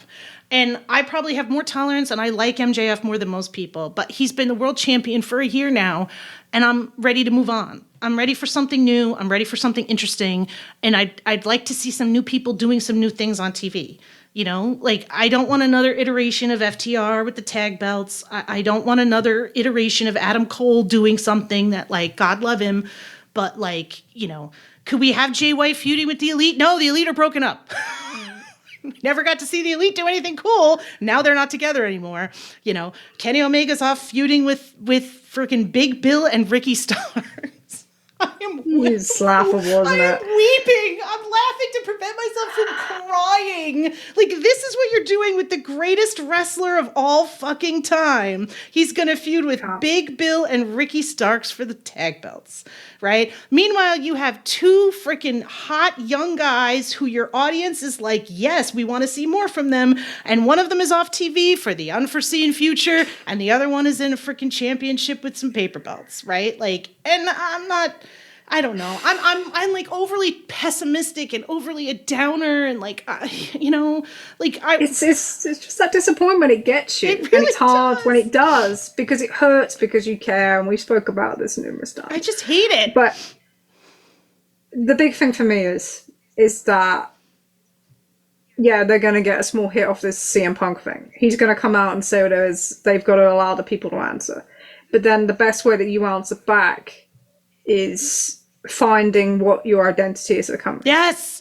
You know what? If you want to be TNA and that's what you want to do, and you want to be a WWE copy, well, fine. But tell everybody that's what you are. Right. Stop talking about challenger brands at press conferences when you have no idea what the word means anymore. Right. Find your identity. If you want to be that alternative and you want to invest in the people that got you there at the start and make a path for elevation again, then do that. Because, when people talk about sports-like presentation, I don't think it means having huge tournaments or anything like that. I think it's really much more simple. It's having things that actually mean something in terms of prizes. It's having things that are logical and set out and advertised in advance, and things for you to anticipate and look forward to. Because that's how World Cups work. I get a wall chart, I stick it on the wall, we anticipate the games we're looking forward to. We follow it as we go through. And then most of all, it's being able to watch talent elevate through. Right. You have to put that kind of back into your cycle. And that's what they've got to look for. So what is your identity? Are you going to promote people properly? Are you going to go, I wouldn't be, they could do something with Swerve. My only worry is that it's a lot of pressure going in during this period.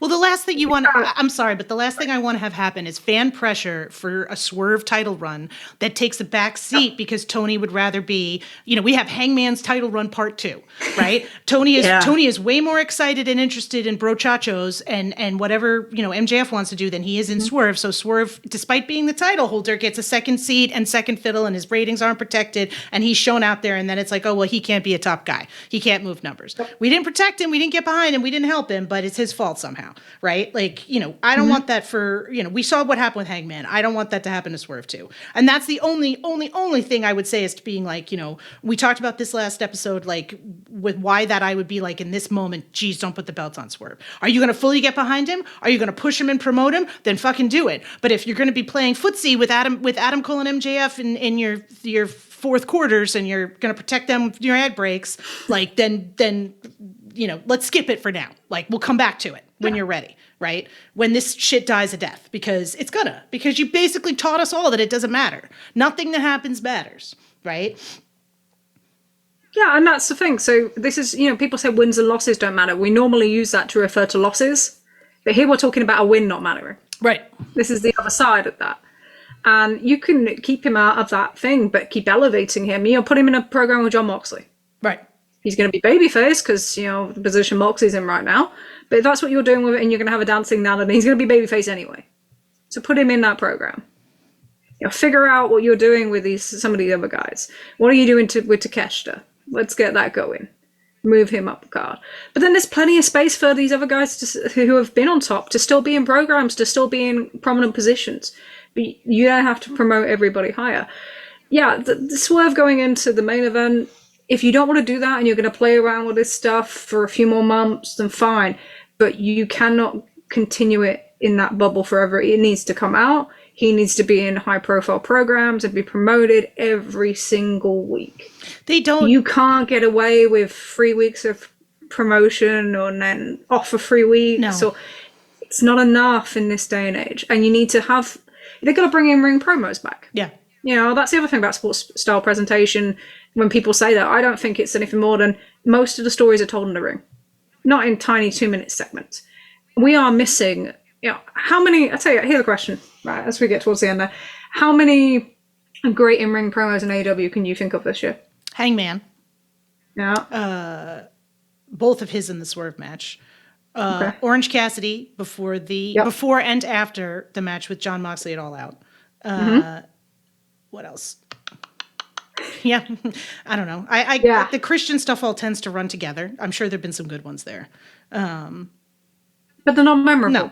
And you've got to give what AEW did really well at the start, and it's really simple, is we have great wrestling matches with great wrestlers where we put people who are great against each other rather than just kind of 10-minute squashes or whatever. And we cut great promos with character work. That's it. It doesn't need to be anything else. We're in a position now where better promos in general each week are being cut on WWE television. Oh. How? Why is that a thing? That should not be a thing. And you've got to get the ball back into the hands of people who can really carry the company. They don't. I do think you've got to elevate people back like Kenny Omega. He represents everything that is different about your company. Right. He's the biggest draw in your company in terms of big match draw. Like, you can't leave him out there in that wilderness. It's just not acceptable at this point because you're going to have to fight now. You can't just carry on with these collisions the way they are. No. You can't carry on delivering what you are. You have to fight because they are going to throw everything. They don't have months, Trish. Have to deal with that. No, and you they don't have months. They have until World's End. If they take the belt off of MJF at World's End, clearly if it's going to be Samoa Joe, it's going to be Samoa Joe. Fine. then you line up some fucking babyface challengers for him immediately. Okay? And Which baby faces are ready? you can make Swerve a babyface, throw a Hangman at him, get the belt off Orange Cassidy and put freaking Orange Cassidy in there. We talked about that. There's ways to make it happen. Okay? You can find somebody to chase. Maybe you hit lightning in a bottle, but you cannot give Adam Cole 6 months to heal his leg, get MJ off television for a little bit so he can heal and he could reset, because the guy's, because that's the other thing too. The MJF is a talented wrestler and you run the risk of ruining him for a really fucking long time if you could let this keep going. Like, the audience will turn against him to a way that is not salvageable, because we saw what happened with Cody. Saw what happened with Roman. Like, they got him back eventually, but that took a freaking while. People are fucking heel. Yeah, motherfuckers are nasty as hell. Pardon my language. Like, wrestling fans are mean as fuck. Like, do not, like, you don't want to be in a situation where you screw your generational talent, because let's be honest, he is a very talented wrestler, right? Yep. Like, he's in a rough period right now, and this is one of the things that happens with wrestling fans, which irritates the crap out of me, is where you have a 20-year-old guy who goes through a rough patch and he's doomed forever. Like, he's dead. Like, let's just destroy him completely. Like, you know what I mean? Like, we're not going to consider any progress in Jungle Boy. He didn't knock it out of the park in the Four Pillars feud, so we're just, he should be fired. Like, what the hell is this? These are guys in their 20s, They're going to freaking not strike out once in a while. Let them strike out, right? Let them try some crazy shit, and if it doesn't work, take them off television for a little while. Okay? So this is what has to happen. But if we put the belt on freaking Samoa Joe and then we go back to MJF immediately, people are not, I cannot see that ending well. It's a breaking point. It's an absolute breaking point. I can see it coming a mile off. It's not going to go well. And I don't know. If you want to talk about getting women more interested in, Jesus Christ, let the Elite book something again, right? They certainly seem to understand how to get women interested in their programs. Yeah, it's interesting that, people talk about Blood and Guts, that drew a much bigger 18 to 34 audience than Grand Slam did. Right.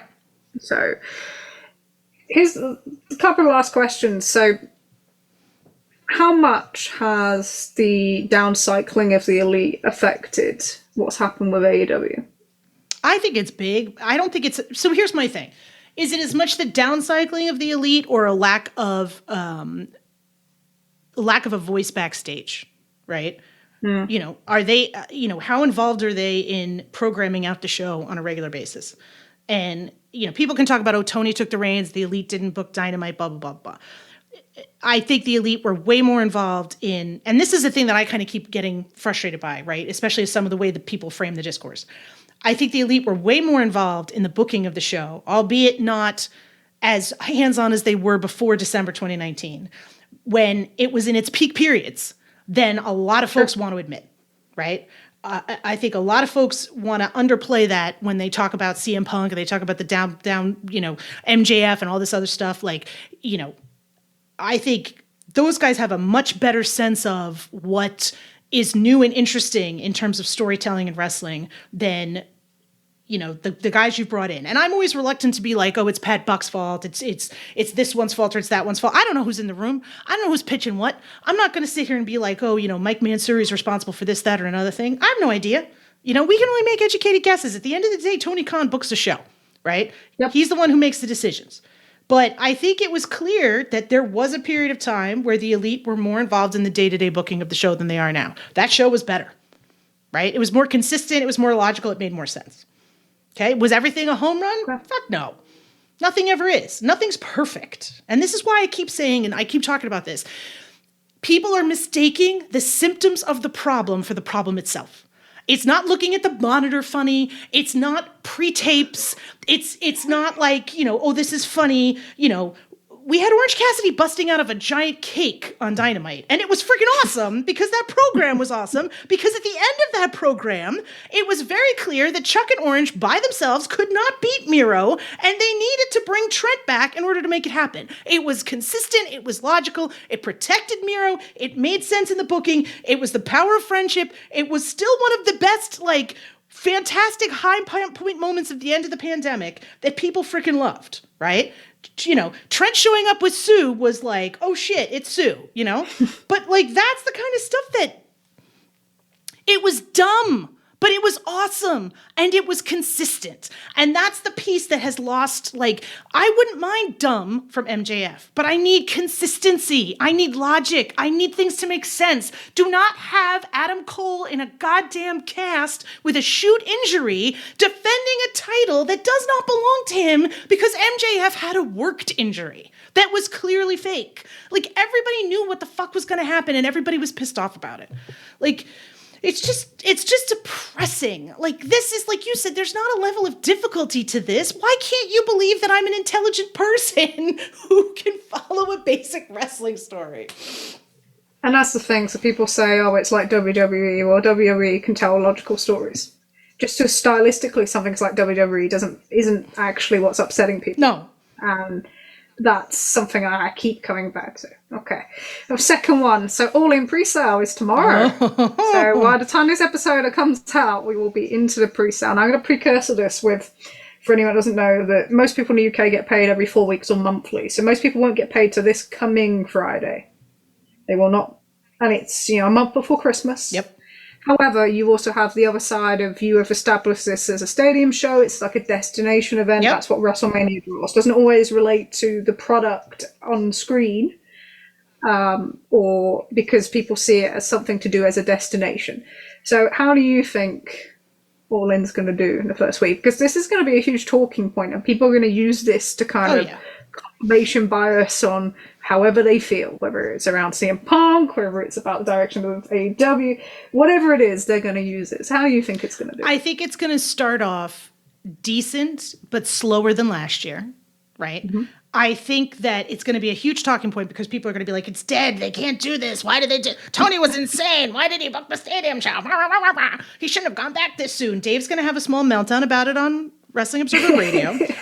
And at the end of the day, by, I want to say mid-February, the numbers will be looking pretty decent and healthy, and there will be a counter argument. Now, that said, the mid-February stuff is going to depend a lot on where the booking goes. But I do think that this event is a touch idiot-proof right now because, A, they have, a different company doing the advertising and the promotion. Yeah, Live Nation, who are really, really strong. Right. Yeah. So they have a different company doing the advertising and the promotion, which I think helps them a lot. And I think, like you said, it is considered a big event, considered like a WrestleMania type thing, something for European fans that I think, was received positively last year, right? Sure. I don't think people left All In last year thinking that they had, not spent their money wisely, right? So that's my prediction anyway. Starts slow, ends up decent, a few caveats, yada, yada. Sure.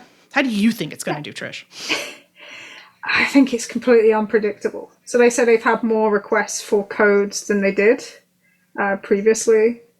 So you would think that it would do a similar level, but it's so unpredictable because you don't know, people request codes and then maybe they don't use them, or, lifestyle changes. It is Christmas coming up. I think that does really impact here. There's a lot of competition for ticket on sales at the moment.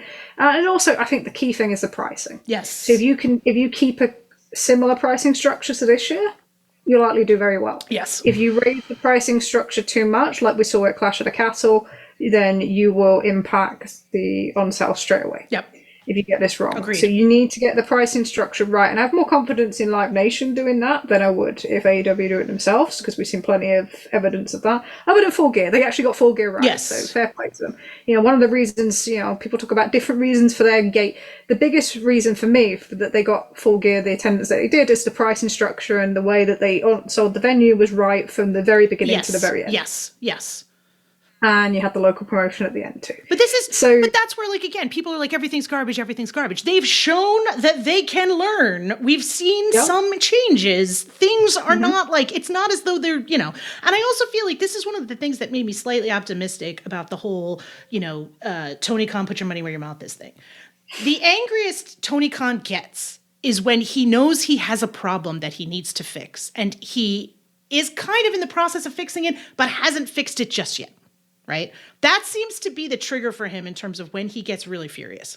So if that's the case and he was real mad about this, I think maybe he does say, hey, Jesus, I do have a problem and I have to fix it and I don't want to, but I'm getting there. So I don't know. That's a slight cause for optimism. I'm an optimist, Trish. You know that about me.